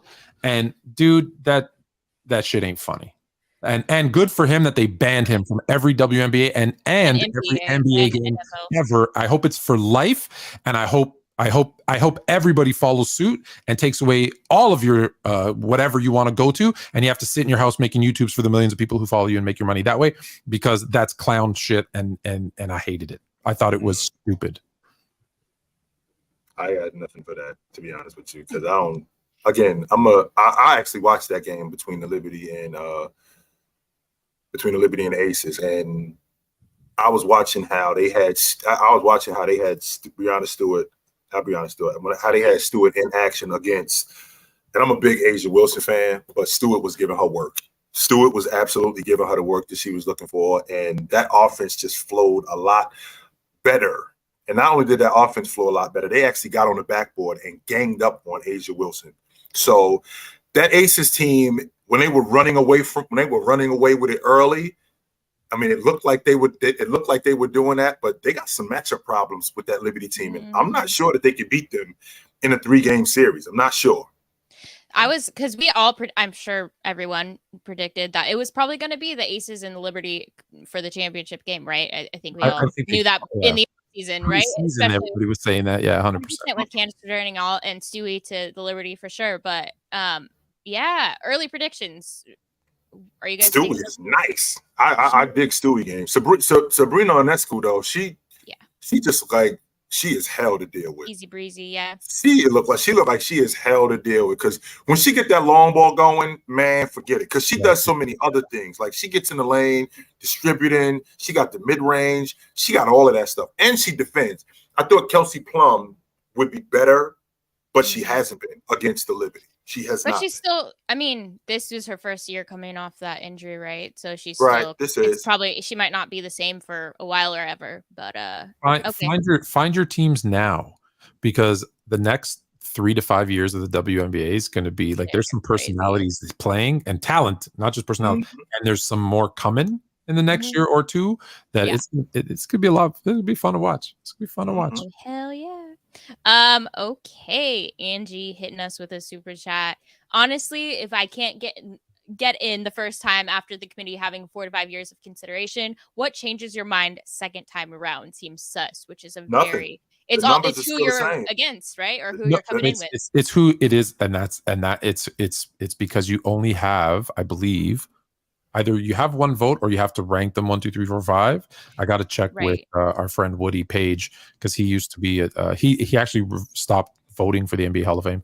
But I'm going to ask him: do you get one vote, or do you rank them? And then it matters because who, like Vince Carter, right? Again, I'll bring him, is going to be a shoo-in because when you look at Kyle Korver, and this is no disrespect to, I think it's Jamal Crawford, no disrespect to him, but when you look at Kyle Korver, Jamal Crawford, JJ Barea, Tyson Chandler, and Vince, you're voting for Vince. Like, Right. if you have to vote, you're voting for Vince. Right. So he's in. He's gonna be a first ballot Hall of Famer. But if Vince Carter was in, and it was, I don't know who's retired, Chris Paul. How about this year? This year, this if he was on the ballot this year, would he have gotten it? Yeah, with Manu and Tony Parker, Wade and Dirk Nowitzki. No, Wade, probably not. He's probably not getting in. So It's all he's about the only guy. timing. He's the only guy in NBA history that's ever played in 4 different decades. So that doesn't make you a Hall of Famer. Actually, to be around that long, I feel like that alone, like Thank you're you. shooting to the top of the list. I know that sounds nuts, H. He's the only guy. He played in the 90s, played in the 2000s, played in the 2010s, and the 2020s. He's not the only Hall guy of in history to do that. It doesn't automatically make you a Hall of Famer, though. Like, it's Kevin Willis in 3 different decades. He's not a Hall of Famer. Kevin Willis never made the All-Pro team, not one time. He did make the All-Star team, but maybe no, he did make. He did make the All-Star team. He did make the All-Star team. Yes, he did do that. I think he made the All-Defensive team one time too. But I think he made. He has not a lot, but he's. Mm-hmm. But he's got a lot of longevity, and he did win. He was on that team, that 2003 Spurs team that won the NBA championship. He was on that team, even though he was 40. Better put him in the Hall of Fame. Easy. He was 44 years old. So let's relax. Exactly. 44. Let's chill out. He was 44 years old at that time. I knew it. 1991-92. He made the All-NBA team. I knew he made an All-NBA. He did make the All-Pro team. Okay. I knew he made the All-Star team. An All-NBA team member and an NBA champ. And he played for 21 years. Shout out to Kevin Willis. Shout out. Inductee into the Hall of Fame. He was in that 84 draft with Jordan and Barkley and Olajuwon. Yeah, he was in that draft. And he played in one of those, or maybe even 2 of those decades with Vince Carter on the Raptors. He was their backup center. Yeah, he was on. I think he was on their team in '99, either '99 or 2000. One of them two. Kevin Willis, baby, Hall of Fame. Can we get him on the show? Call him up. Why not? Yeah, he was there 98, 99, and 99, 2000 before he got traded to Denver. All right. Hey guys, love the show. Fluent, I asked Chill this already. Is being the best player in the history of your organization make you a top 75 player of all time? No. Just because I'm the cutest ugly chick, it doesn't make me a supermodel. And also, like, different franchises have been around longer. Some have had more opportunity versus less and wasted it. So I don't think that's a good. Kemba Walker is the best player in Charlotte Hornet history. He is not a top 75 player. Very true. No, he's not. Larry Johnson is the best. Nope. Kemba Walker is the best player in Charlotte Hornet basketball history. No, sorry, Tone. I hate to break it to you. Alonzo Mourning? No. Played 3 years there, Tone. That's it. 3. Still better than. No, Kemba Walker is the best player that they've ever had. 100%. He's not a top 75 player. No, he isn't. No, he's not. No. That's a very good example. Okay. All right, you guys. I like mine better, but okay. Mm-hmm. We I mean, Fluent, maybe hopefully one day change will, happen with the Hall of Sham as it is right now, but Hall of Shams. All right, so I know we got into some of these teams last week, and we're gonna start with after the Bucks. We ended with the Bucks when it comes to NFL. All right, so we're gonna. Did you give Dave his love though first? I did. Yeah. Thanks, Dave. Appreciate you, brother. My bad. I didn't see it. Thank you, Dave. I give it double. Double shout out. But yeah, so we're gonna keep going here, and then we'll talk about some of the specific things that have been going on with the NFL as well. So, so at 29, we talked about the Raiders. I'll just start from the bottom. We had Cardinals at 32. Garbage. We're starting from the worst. Trash. Yeah. Trash. And if you guys don't agree, then you don't agree. Houston Texans 31. We weren't all like. I think that they're going to be bad, but I think they're going to be a lot more competitive than people give them. They're not 31 bad, but they're. I don't think they're going to win a lot of games, but I do think that they're going to be a lot more competitive than people think that they are. Yeah, they bottom 7 for sure. Mhm. And then at 29, the Raiders. I don't think the Raiders are going to be that bad. Because I think Jimmy G, whenever he plays, they win. Wherever he Who's plays. their backup? Who is the backup with the Raiders? I That, don't that's, know. that's my issue with the Raiders is they still have no defense. So I think this one they still have no defense. Mhm. Josh Jacobs is in a contract dispute, so that's going to be a problem. Jimmy G. So let's say he plays 8 games and they go 6-2. What happens the other 9 games? Do they go like 1-8? Because I don't know who their backup is. And Jimmy G's not going to be in the lineup. He's going to be out for those 9 games. He's in. Yeah, he'll be gone. And then, unless someone gets fired, Josh McDaniels is still their coach, and he stinks. Like he stinks. So there's nothing good in I was gonna say in Oakland. There's nothing good in Las Vegas right now for the Raiders. And they got to play. I'm not actually not even worried about the Broncos. I don't know if we're gonna get to them. They stayed horrible in the preseason. We're gonna get to them. But they still got to play 2 games against the Chargers and 2 games against the Chiefs. So that's 4 losses right there. Yeah, right there. That's 4 losses right there. That better not be the games that Jimmy G plays, because then you're in worse shape. Because then you're 4-4 with Jimmy G. That makes them even worse. So so then at 28 we had the Rams, which they're already looking. How fast they have fallen, eh? Wow. Yeah. After that Super Bowl. Glad to see it. I'm good with I'm so straight with the Rams. Yeah. And the reason why I'm so straight with the Rams is because people give me hell. I understand. Not only that, Tone, people give me hell about the Rams going to the Super Bowl, and I have to keep reminding people that's the only time they've beaten us in the last 4 years. We own them.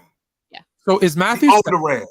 Everybody was saying Matthew Stafford. Oh, it's because he was in Detroit. He was in Detroit. That's why. Blah blah blah. He was in Detroit. Then he goes to the Rams. Boom. First year wins a Super Bowl. Then gets hurt. I get it. But like, is that going to be the fluke year? Right? Is that not? If he doesn't get back, I know it's injury, but too bad. If he never gets back to the same player that he was, is that one year just the fluke year? And Matthew Stafford is who he is? Because there's another guy who's going to go into the Hall of Fame. Yes. Yes. And Tone, real quick. So I'm gonna run down the Raiders schedule for you real quick, Tone. Week one, Denver. That might be a win. Denver looks horrible. Yeah. Okay, so they end Denver week 1. Okay, so we can give it a win. I'm sorry. Anyway, week 2, Buffalo at Buffalo. Loss. Okay, L. Okay, week 3, Pittsburgh. Loss. At home. Week 4, got the we gotta go to Los Angeles to play the Chargers. You already know. Loss. L, got Green Bay coming in here in week 5. I'll give him a win. Okay. You got the Patriots coming in here in week 6. Loss. Ezekiel Elliott rushes for 150 yards and 2 touchdowns. You got to go to the Chicago Bears on week 7. Blowout. Bears win 56-0. Okay. And right at the next week in Detroit. Loss. Okay. They got the Giants coming in week 8. Loss. Week 9. You got the Jets coming in week 10. The Jets? Jets? Andrew, since when does preseason mean anything, bro? No, like, they have Dalvin Cook too and Aaron Rodgers. Loss. Mm-hmm. Okay. Then they got to go to Miami. Loss. Then they got the Kansas City Chiefs. Loss. Yeah, they're done. Then they got Minnesota. They fluke off a win because Minnesota takes them lightly. Is it in prime time?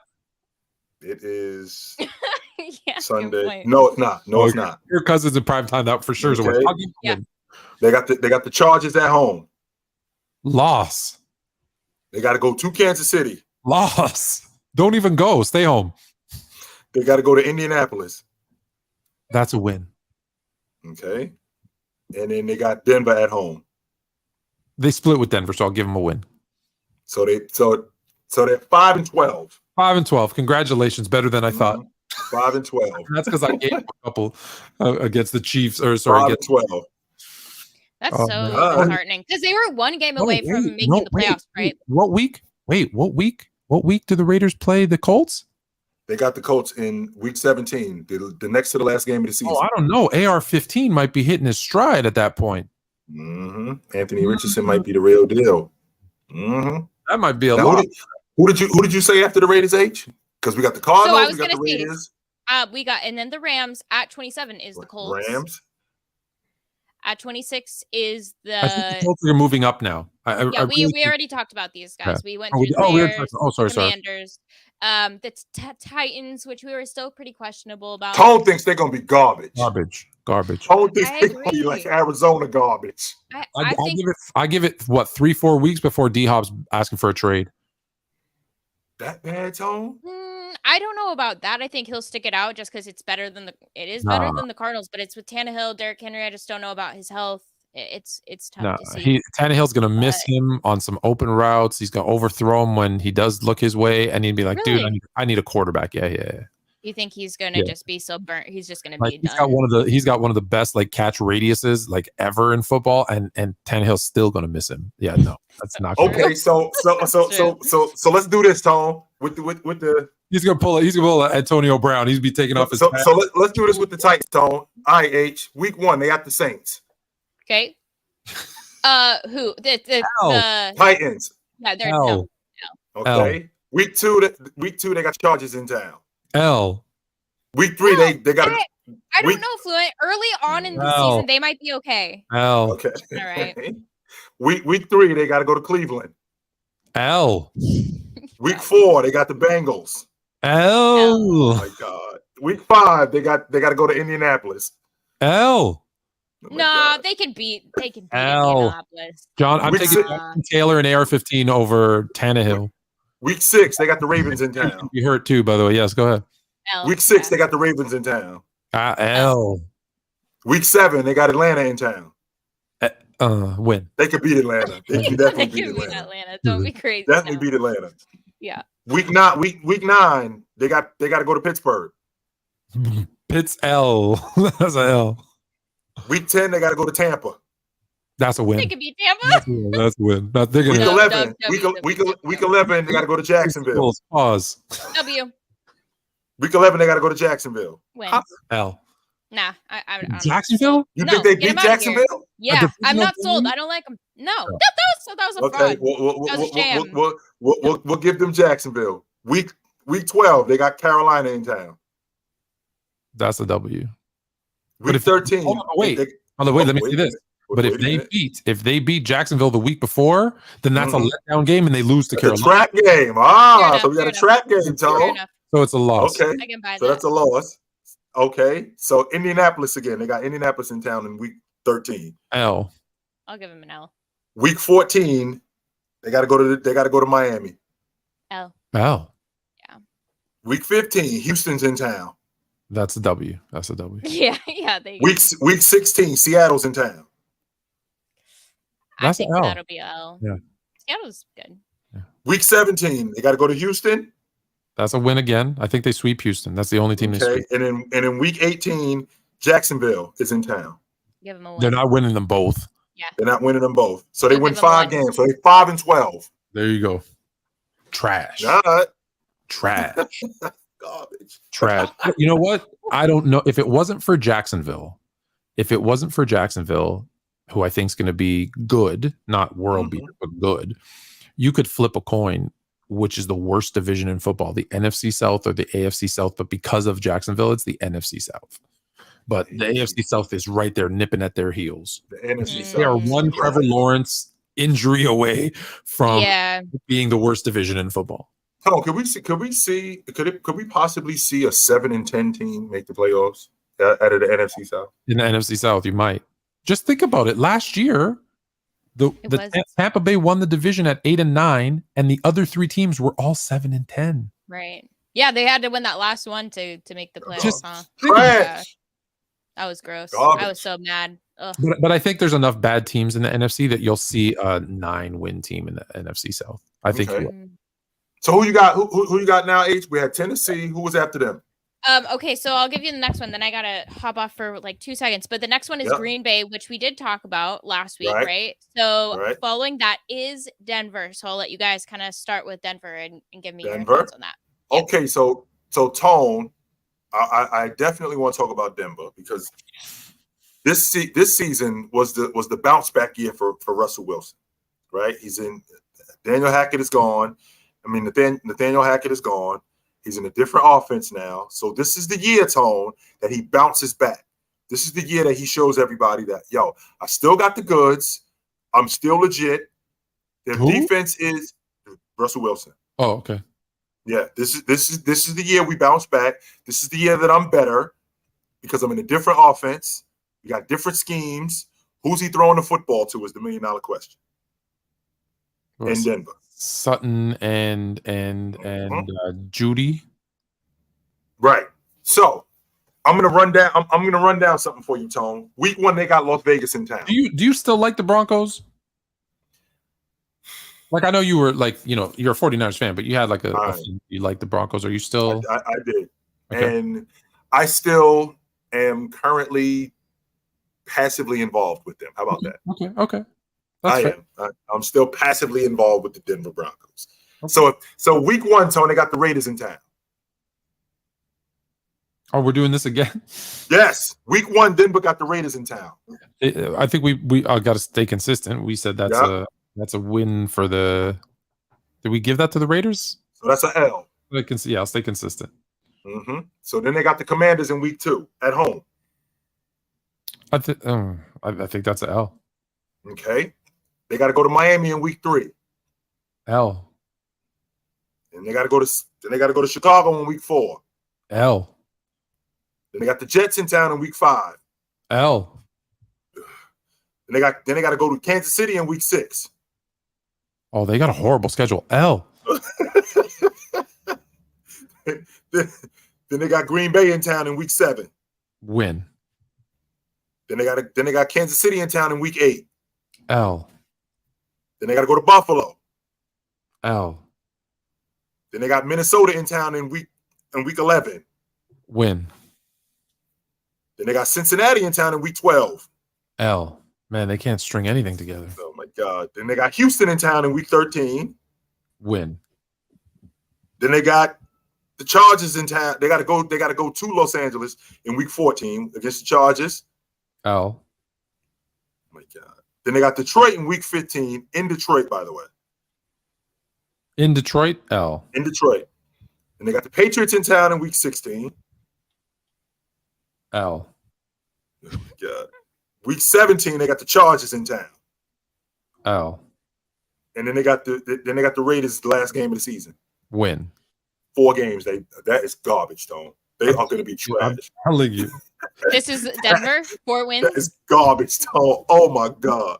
Russell Wilson had a phenomenal run. I mean, amazing in Seattle. He's done. Is he washed, Tone? You think he's washed? I think he had to, out of necessity, live his life running for his life in Seattle, and he did a great job of it. A great job of it. They threw, I said this yesterday, actually, I think on Gridiron, they threw a bunch of power forwards in as an offensive line, and he took so much abuse, and his legs have so much wear. Even when he wasn't getting hit, he had to run around so much. But he had the luxury of, when he won, having the Legion of Boom, right? Then later on, he had, the last couple of years, DK Metcalf, Tyler Lockett. People forget, people sleep on how good of wide receivers these guys are. So now he's in a situation where bad coaching last year. Terrible. Not nowhere near. Look, I'm not knocking Sutton and Judy, but they're nowhere near. They're not on the level of Tyler Lockett and DK Metcalf. So now you bring down his level of skilled positions, and he's older. His legs have more wear. It's not that he's washed so much that his time. Because I don't want to be negative. I just think he's not the same player he used to be. To take a line from you, right? It's not. I don't want to say he's washed. He's just not the player he used to be. So he can't do the things he used to do on a team that's less skilled. They don't have this great running game. They don't have this super good defense. So it's still on him to do what he's got to do. And I don't think he can do it anymore. And I don't. You know what? And I think there might be listen. He's a weird dude, right? He's an odd dude. That's always been kind of the thing. I think and this is not bad. This is a good. I think he's really happy. He's got Sierra at home. They got another kid on the way. I just think his focus maybe he's content. Yeah, he's got the money. Yeah. So his focus is where it should be, on his family, and that takes away some of that. So if you add all right, it's not one thing, but if you take away that the skill positions on his team aren't as good, he's older and kind of more worn, right? He's not the player that he used to be. The desire and that edge that you need to be elite is, even if it's a little bit worn, is dropped down. So you start adding all those things, and he had a tough year in Denver last year. So all of those things combined, and he's got a really good what looks to be a really good home life. That's kind of like, hey, we're here. And so I get it. That's I think all of those things together. I think to say that about Russ would be like saying that about any player. I don't think that's fair to qualify. What do you mean? Him, I think he's content at home. I think Steph Curry is. I think LeBron James are all happy at home, but I think he still has that drive deep down to win. What we saw last season, Tom Brady didn't want to go home. What we saw last season was the media demonized him, and it was easy to. He made it easy for the media. Broncos country, let's ride. Like, let's be honest, he walked right into that was terrible. That was terrible. Richard Sherman was like, oh. Let's ride. I think Sierra made him 1-2 step out of being an elite quarterback. How about that?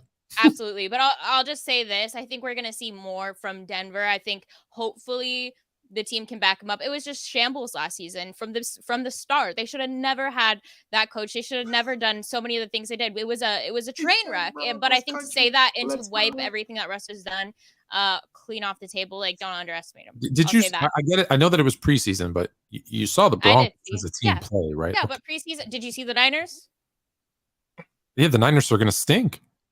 Yeah, we look pretty. You're insane if you think preseason dictates what the season's going to hold. I'm telling you that I told you that Trey Lance was not a quarterback in the NFL, and guess who's right? He got beat out by Sam Darnold, who I told you he was going to. He got rushed. How many times? We got to go over this? Y'all keep trying to sell me. You and all these people that I talk to keep trying to tell me that. Well, if you're not a great quarterback after 1 year, he got rushed. He was a project. He was in the same place. He was in the same place with Mitchell Trubisky. He was coming into the league with like 12 games or some nonsense like that, which means that he was a project, right? And that's how he should have been treated. He was not ready to just be thrown into the lineup. No, he was not.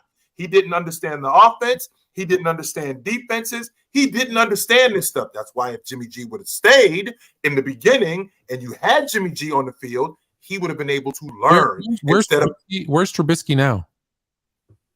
I think he was backing up Pickett in Pittsburgh. If he's not backing up Pritchett in Pittsburgh, I think he's in Buffalo. Last I remember, he was either in Pittsburgh backing up Pickett, or he was in Buffalo backing up Josh Allen. Next year at this time, that's what I'm going to ask you about Trey Lance, and you're going to be saying the same thing. I don't know.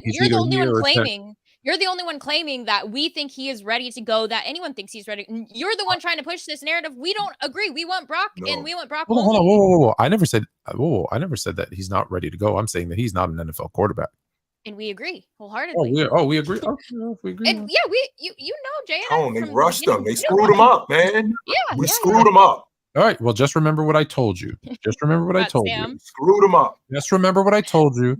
That Sam Darnold will start the most games out of the three of them. No. This year. Make that bet. That is not happening. We made that bet. Sam Darnold is a turnover machine. He's been a turnover machine in college. He was a turnover machine when he came to the Jets, and he was a turnover machine in Carolina. He is a turnover machine. So no. Mm-mm. Unless we're just handing off the ball or and throwing screen passes, Sam Darnold will not see the field with the 49ers. All right. Facts. All right. Number 20 on our list is the New England Patriots. Thoughts on them? I don't think they're going to be that bad. I really don't. I think Mac Jones is better this year. In the process of Mac Jones being better, I like the fact that they signed Zeke. I think Zeke is not a workhorse back, but I do think Zeke is the kind of back that can, like a third down back, that could get them yards and move them up the field. They're not giving him the ball 25, 30 times a game. No, they're not going to do that. But they are going to get him in situations like a goal line back, a third down back, a red zone back, where he's going to give them productive minutes. And I think he's going to get them productive carries. That defense is what worries me. With them, because I think that Belichick, he spent a lot of money years ago, and that didn't work. I think we're in a similar position now with the New England Patriots. Plus, the AFC East is a nightmare. You could win 9 or 10 games and not make the playoffs. Mm-hmm. I think that's how good that division is. So I'm looking at the New England Patriots, and this is a year where if they don't make the playoffs, I think Bill Belichick retires because I think he's looking at the situation like I'm out. Yeah. I think they'll have. I agree with you. I think they'll have a good run, a better run, but they're not getting out of there. Yeah, it's just not happening. They're not good enough. But yeah. All right. Fluent, any thoughts on them? Or no. Move on. All right. Yeah. Same. How about Steelers? Thoughts on them? Well, I'll tell you what, Tone. Is this the first season Tomlin has a losing season as a head coach? Because I don't think so. I don't. I was really, really convinced last year was going to be the first, and they pulled it off with the last week of the season, week 18. They won to go to 9-8 instead of where they should have been 8-9. So I'm not going to bet against them. I think they, I think they finished 9. He can't finish 500 anymore. So I think they finished 9-8. I think they finished 9-8, and it's going to be on the back of a lot of wins from those teams that we talked about, right? The Colts, the Titans, the Texans, the Raiders, the Broncos. Like they're going to get, like, I don't know if they play all 5 of those, but there's 5 wins if they do. So yeah. And the AFC North is a lot tougher with Cincinnati and with Cleveland. And honestly, look, we know Ravens. that Joe Burr is a little banged up. They say he's gonna be good for the season, but he's a little banged up. He'll be ready to go. We don't know what we're gonna get from Deshaun Watson, right? At least he has a full season under his belt in Cleveland, learning, the players, the terminologies, the playbook, etc. But we still don't know it's still Cleveland, so anything can happen because it's Cleveland. And so their division, like with the and then Baltimore. Again, a lot of question marks on Lamar Jackson's health, as always. So you don't know. They always find ways to win that kind of 8-9 games. So, Tone, how you feel about Denver and Russell Wilson and that offense? I feel the complete opposite about Cleveland. I think this season Deshaun Watson reminds us why he's a top 5 quarterback in the game. I hope so. I can agree. I hope so. I think last season was the bridge year, and that was the year where he was just getting back acclimated to what was going on in the NFL. I think this year is the year he reminds us why he was a top 5 quarterback in the game. Yeah. I told everybody at the beginning of last year, I said, listen, he's going to have a tough year because he's going into a new system. He doesn't know the wide receivers. He doesn't know the coaching. He doesn't know their schemes. He doesn't know their term. Like we've read, quarterback plays. They're like 75 words long. Like you have to know what everyone is doing. It's impossible to do that with not even, and he didn't have a full off season. People forget that like too. 4 games, didn't he? Wasn't he out for like 12 games? There was the suspension and stuff, right? So this is his first time now. So as long as he's in shape, his mind's right, those types of things. I agree. I think we're definitely going to have a better Deshaun Watson, and I hope. I've always said this, right? I say this all the time. As much as I talk highly, talk poorly about players, I always want to see the best players playing their best. That's what makes it fun to watch, is when they're all their best. I don't want to see them hurt. I don't want to see them playing poorly. No, that doesn't make it. That's not fun. Yeah, I like Cleveland, and everybody deserves their second chance. So. Y'all want to watch Nathan Peterman throw 4 interceptions in 1 quarter? Like, no. Get Nathan Peterson off the field. Get him off the field. Peterman. Don't do that. Yeah. Get Peterman off the field. You want to talk about Trey Lance not being an NFL quarterback? That dude is not an NFL quarterback. No way. What is he doing in an NFL uniform? Get him off the field. Okay. 18. This could go either way. Personally, I like them, but the New York Giants. Say it, Tone. Say it, Tone. Say it, Tone. Let me tell you why I'm saying this, H. Because last year, my man over here. I do remember. My man over here, when I was telling him that the Giants are going to be a playoff team, Saquon Barkley's going to be healthy. There's a reason why they call him Danny Dimes. Tone is like, Jay, they're going to be garbage. They did not make the playoffs. You tried to sell us that in the beginning. They did not make the playoffs because of Danny No Dimes. They made the playoffs because of Saquon Barkley carried them on those massive. Oh, man. And you know what? I don't think he can do it again because they didn't pay him. They paid him 1 year. Really? You put Saquon on a prove-it deal? A 1-year deal for $11 million where a rookie Robinson is getting paid more than him? Nah. Okay. Well, so two things, Tone. Number one, rookie Robinson. What kind of history does he have? Nothing None. in NFL. Zero. He has no history. Meanwhile, Saquon Barkley, who had a season-ending ankle injury, running back to the huddle the year before that, tore up his knee. So we don't know what's going on with Saquon. We can't extend him 3-4 years, not knowing if he's going to hold up and be on the playoffs. He just carried your team to the playoffs. Do it again. Mm-hmm. And this isn't this. Wow. Tone, you are the pro football aficionado. With that being said, they extended Danny No Dimes, and he didn't do any. He just ran behind. He just said, "Hey, thanks Saquon for getting me paid." One, he does not have a history of injury. That's number one. Number two, with the Giant brass saying, and I said this to you already. Quote: the Giant brass saying, "Quote: we have done everything that we possibly can to screw this kid up." Everything. They gave away his offensive. They gave away his offensive line. His wide receivers were in and out of the lineup. With his wide receivers being in and out of the lineup, Saquon Barkley, my primary ball carrier, can't stay on the field. Well, lo and behold, my primary ball carrier can stay on the field, and I got wide receivers now who aren't terrible. With that being said, I get enough of the Giants propaganda on Wednesday. I am not. On Gridiron Wednesdays at 9 p.m. right here on Players Choice with Trey and Trent, who are brothers, by the way, whose dad is the special teams coach of the Giants. Enough. Next team. All right. This next team, now, mind you, all the teams we just... You know I'm still mad at the Giants, right? Why? You know why I'm mad at the Giants, right? No, what's something going on, to do with the Bears, probably. No, indirectly. Okay. Indirectly. So the Giants beat the undefeated Patriots and stop the Patriots from being like the first team since the 72 Dolphins to go undefeated. Correct. 72 Dolphins, who were undefeated, to this day, the ones that are still alive, get together when the last team loses a game and pop champagne. We're the last undefeated team. And they drink some champagne, even though they only had like 14 games back then. And the Patriots won more games. But anyways, they lost in the Super Bowl. That's all that matters.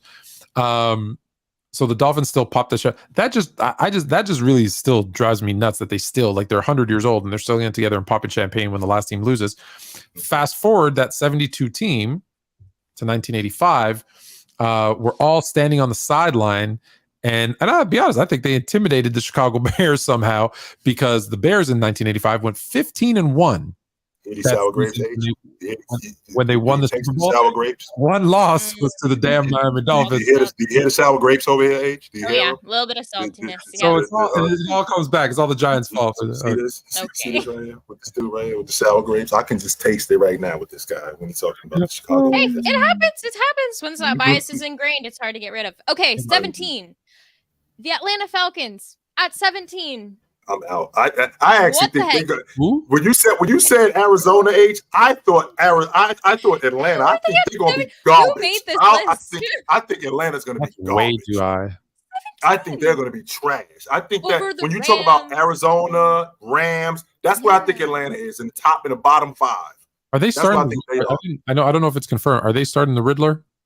Is Riddler going to be the starter? Is he He's back, right? No, yeah, he's drafted him. No, you're thinking of I thought you meant No. I thought you meant Calvin Ridley. Calvin Ridley's in Jacksonville now. No, the quarterback, because it's not going to be I don't know why I'm drawing a blank. Someone in the chat help Mariota. Thank you very much. Oh, he's gone? No, I think he's backing up Ritter. Like, they're just a mess. But they have Drake London. They've got or London Drake. I always flip his name around.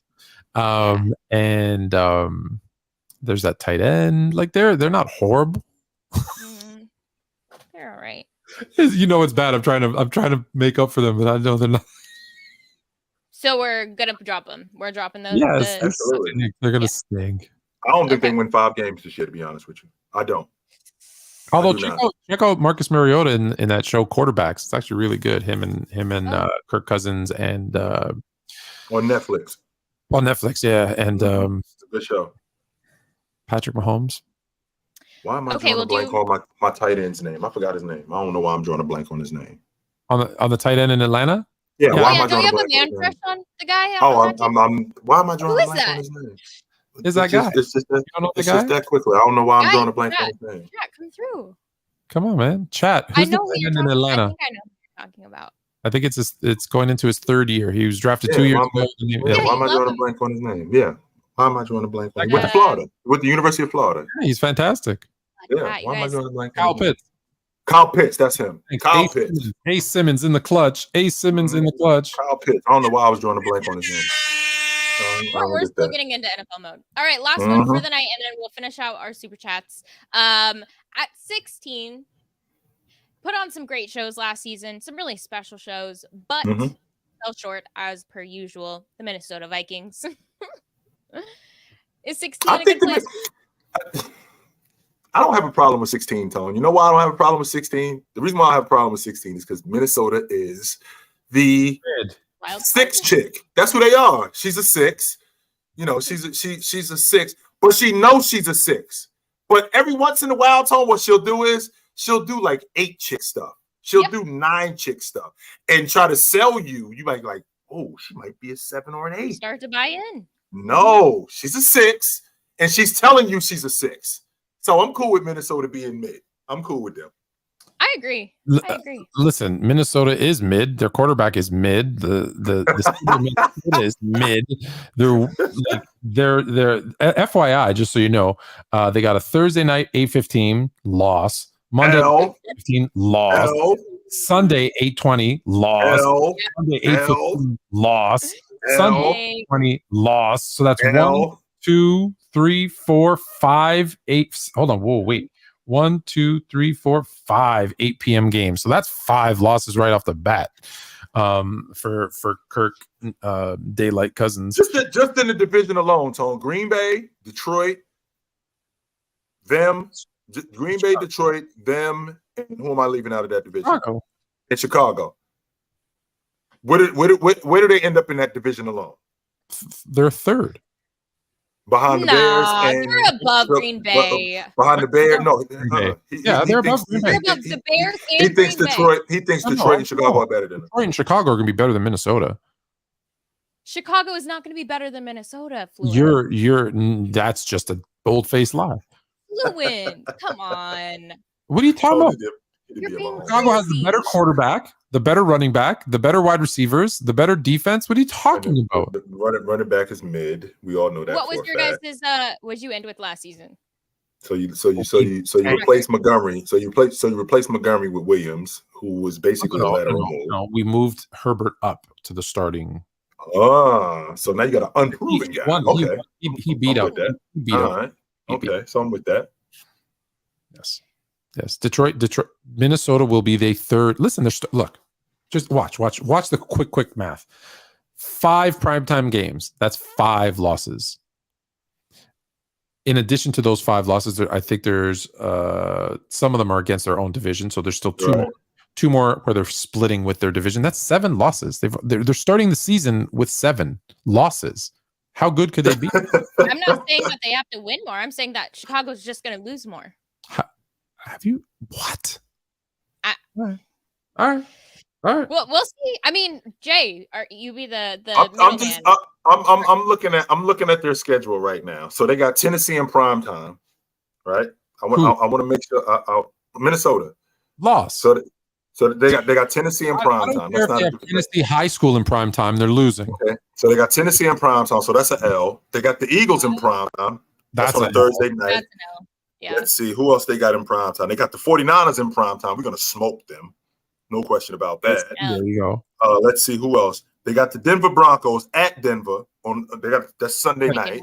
Yeah. Sunday night in that altitude. Yeah. L. Yeah. So that's 4 losses right there. And then they got the Bears on prime time Thanksgiving. The Monday after Thanksgiving on Monday Night Football. Bears, just so you know, Bears don't lose on Thanksgiving. Yeah, Monday Night Football. It's the Monday after Thanksgiving, right? Yeah. And then they got Green Bay on Sunday night again. So that's 6 losses, Tone. You got them losing all 8. You got them losing all 8 primetime games. Here are their wins. Tampa. Hold on. Just look at their schedule. Tampa win. Then they got Philly, the Chargers, Carolina win, Chiefs, Bears, Niners, Packers in Green Bay, Atlanta win, New Orleans, Denver win, Chicago, the Raiders win, the Bengals, Detroit win, They're going to split with Detroit. Green Bay in prime time and Detroit. That's six wins. If they get lucky, 7. If they You're get lucky, 7. like they would have won 2 more of those games. Okay, too. that's They're 8. That's 8 wins. I'll give you. Okay, fine. The 8. And now read Chicago's 8 schedule. wins is not enough. Read That's third place. Chicago's That's third schedule, place in Flint. that division. So Chicago. Read So if that's Bears. true, Tony, then that means that Chicago. If that's true, then that means that Chicago is winning 10 games. Chicago's winning 9 to 10 games. Yep, 100%. I'm not saying they're going to win 10 more games than Minnesota. They're going to win more games than Minnesota. I do like That's it. fair. I mean, Here's why it's so good for the Bears. Okay? In the first 5 weeks, the only plus 500 team they're going to face is Kansas City. And that's a loss. But they've got Green Bay, who they're going to come out and smoke Green Bay, right? No more Aaron Rodgers. Boogeyman's gone. They're going to come out. So in there, with the exception of Kansas City, they got Green Bay, Tampa Bay, Kansas City, Denver, Washington.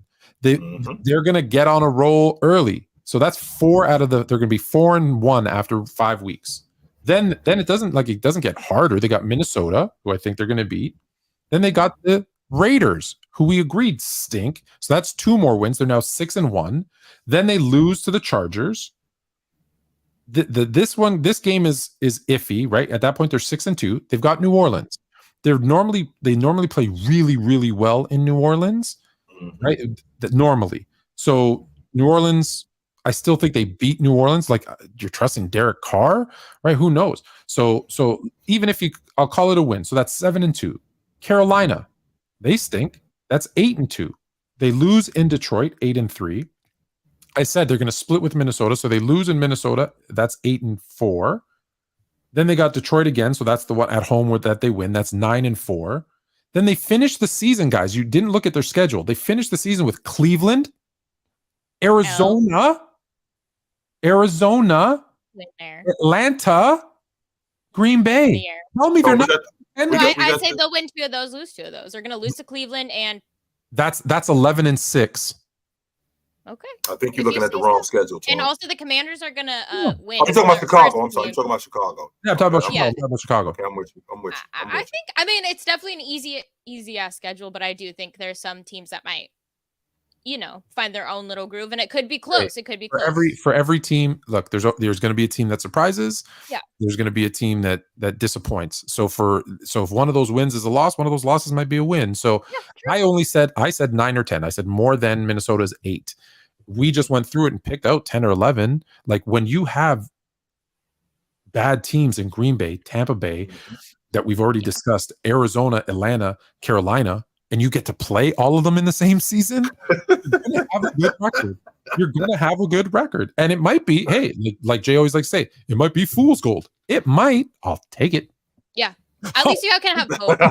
Especially after 2-15 or 4-12. 14. Yeah. Like, if they played Arizona 17 times and went 17-0, I'll take it.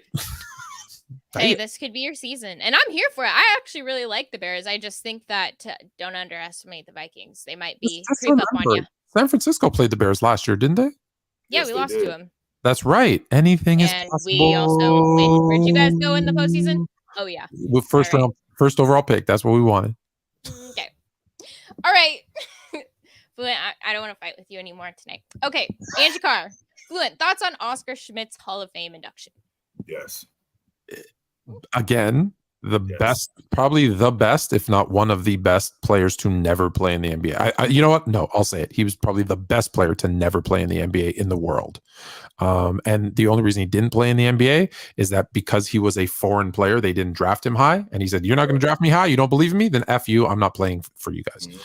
He would have been a problem in the NBA. He would have been great because he did it against them with subpar teammates, right? In international play, he was smoking fools. So yeah, might be the best international player not to play in the NBA. How about that? That's what I just said. Yeah, 100. Yeah, I think he is 100%.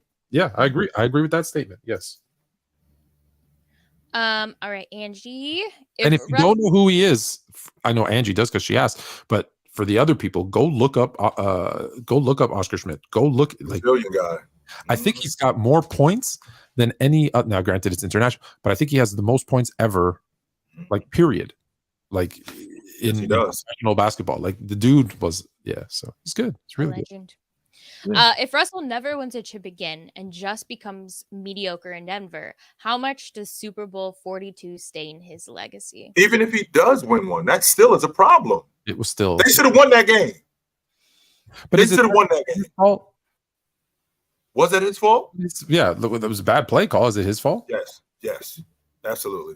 You throw a pick on the goal line as the quarterback to win the bowl game. Yes, 100%. All right. I would have audibled into a run. And on top, and on top of that, I want it to be the hero. The other mishaps that he's had in the playoffs, even though they won the NFC Championship against Green Bay, he threw 3 interceptions in that game. 3 of them. Malcolm Butler did bump the wide receiver there. Looked a little bit early. I don't know about that. Tone, you're on the 3-yard line. Get a ball to the running back. Punch this in, yo. One job. Punch it in. You got Marshawn Lynch in your throat. Yeah, anyways. Give me a break. What are you doing? What are you doing? Angie again. Saquon was bussing on and off the field. I don't know what that means, but I know what it means. Okay. Those are now just Angie-isms. Yeah. We need a book. And last one from Angie. Chill. What position does Travis Kelce play? Same position that Kyle Pitts plays. Yeah. She's What? just making sure you're good. Mm-hmm. What My happened? fault. I apologize. Because we couldn't think of Kyle Pitts.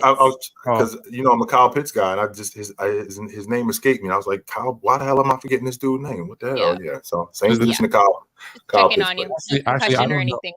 I have a question for Angie. Who the hell is Travis Kelce? Because that ain't how you spelled Travis Kelce's name of the Chiefs. How you spell it? No, not even close. It's a C. Oh, it's KELC. EY or CY?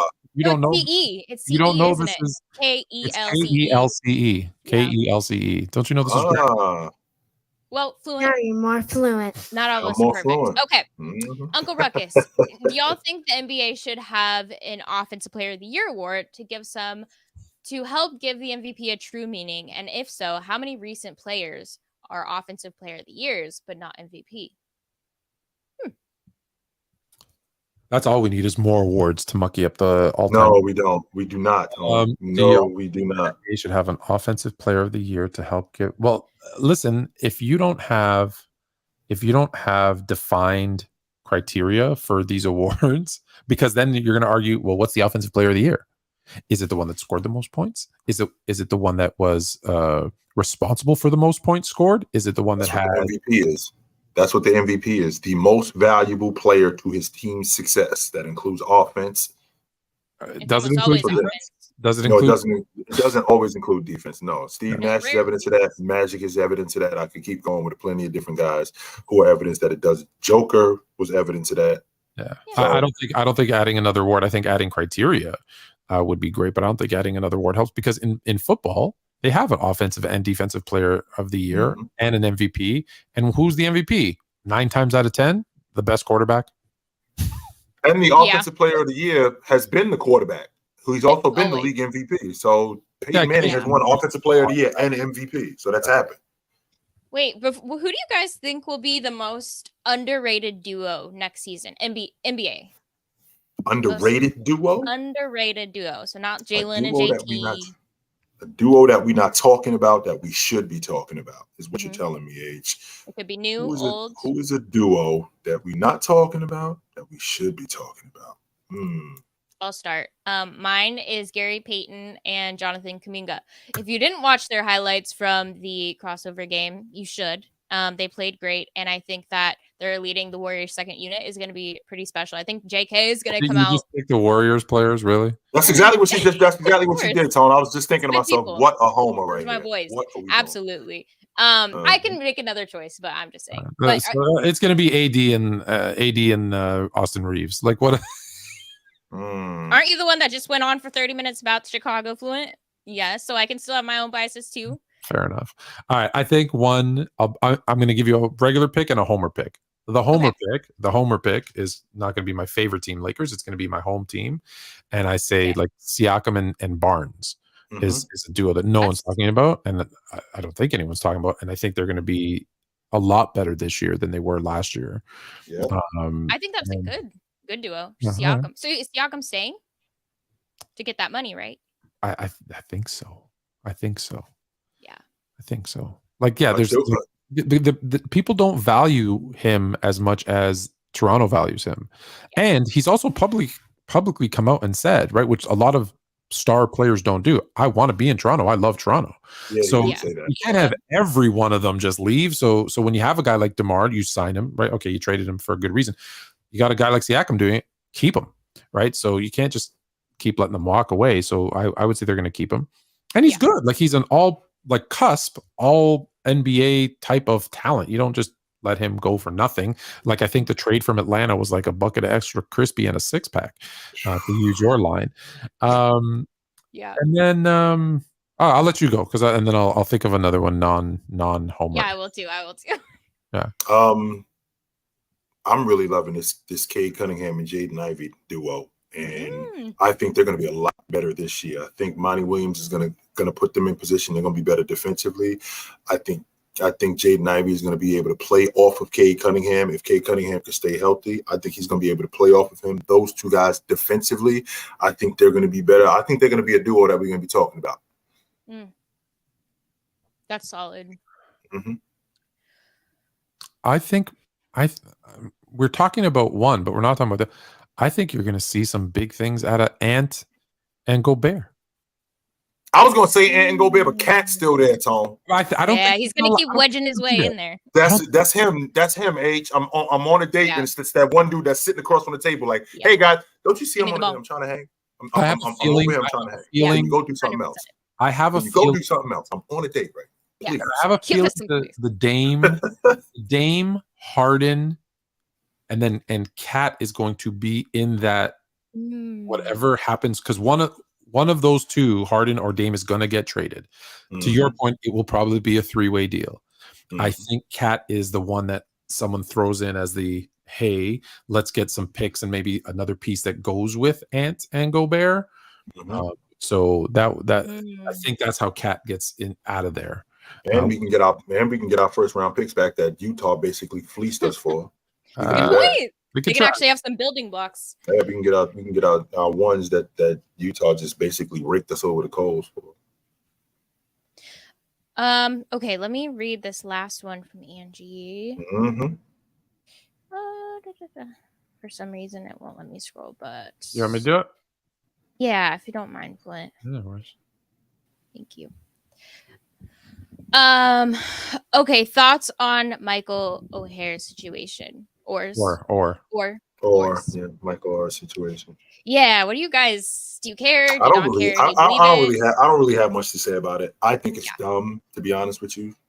I don't really have much to say about it. I think it's a dumb situation. You buy it? I mean, I don't. They made a movie about him, and with them making a movie about him, did he not get paid? Like I said, I don't know enough about the situation to really comment on it. I do. I've heard it sounds dumb. So I do know a lot about the situation, and here's the thing: someone is lying. Both of them are probably lying, and both of them are probably telling the truth. So here's kind of some of the breakdown. So one, it was a book. It was a book first, right? And so they signed a deal to write a book. They said, hey, we want to adopt you, but because you're 18 and blah blah blah blah, we're going to make this a conservatorship instead. It'll help you too, because you can't be getting any money because you're going to play you're going to play college football. There's NCAA rule violations. If you're getting paid, that's not going to work. They say they didn't get paid. They say we all got $14,000 for the book, for the movie, whatever, that they didn't make a bunch of money off of it. They're already rich. Here's my issue is at the time when he signed and there was a book and then the movie, he saw the movie. And there's a lot of things in the movies that are a lie. So, for example, in the movie, and I know we're over time, but whatever. In the movie, it says that they found this kind of runaway kid and they brought him in and they put him into the school, and then they put him into the football program. And oh my God, you're really good at football, and they got him to go to their alma mater. That's not true. He was going to that school from the 10th grade. And he was excelling at track and football, and he was sleeping. Now, it wasn't until the 11th grade that he started excelling at sports, but and he was sleeping at different people's houses all the time. And then And then the 2E, what I always say that, I always say last names wrong. They 2E family. They kind of said, hey, you know what? You're bouncing from house to house to house to house. You get along with our kids, blah, blah. Look, they're not dumb too. They're like, hey, let's take a little bit of advantage here. I'm not saying they're innocent in this. And they pulled him in and said, just stay with us all the time versus bouncing from house to house to house. And they helped him and, bought clothes and that kind of stuff. Absolutely. But they're wealthy. Like they already had money. Okay. The other lie was that he wasn't good in school and he got up. No, he was actually a pretty good student. He wasn't this like dumb kid off the streets. Yes, he had a horrible situation. Don't get me wrong. His mom had like 1 million kids and he got thrown out. And there was no, like all of that, all of his stuff, right, about the situation he was in. It was really sad. But it wasn't just this one family. He got helped by a lot. So why didn't he come out at that time and say, hey, this movie's not true about me? And then he gets drafted, and then he goes to college, right? He's really good. He gets drafted, and they're like, "Well, he hasn't gotten paid any money." He's like, and the story now in his lawsuit is, "Well, I was getting paid by the NFL, so I didn't need it." Well, now do you need it? Is that why you're coming out now and you hired a lawyer? Because now your net worth is like 16 million, which is a lot.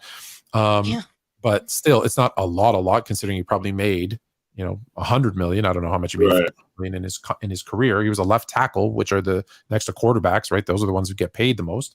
Right. So now you're, I don't know, maybe you're running out of money. So now, hey, this conservatorship and whatever. So there's just so many moving pieces and so many inconsistencies on both sides to say, like, why is it that he's coming out now? And so the timing is bad, right? It should have been before. They look, again, they did something shady, right? Like signing a kid to conservatorship and not creating a bank account for him and being transparent with, hey, here's how much money we're making and we're dividing it by 5. Even if that, like, do you agree to that? Like there was a lot of backhanded, underhanded stuff, 1,000%.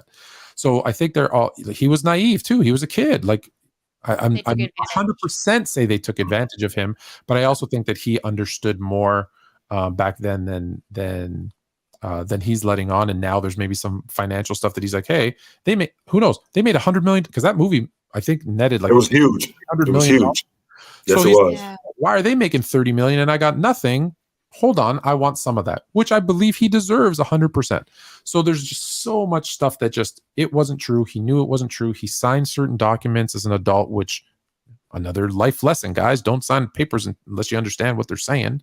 But I honestly think they all have enough blame to go around, which is sad because it was such a good story. Like, could you imagine if you found out, remember the Titans was a sham, like the black players and the white players ended up hating each other and they killed each other. Right. They really didn't get along, and that would be so whack. That would be so whack. So it's our so childhood's being ruined. No.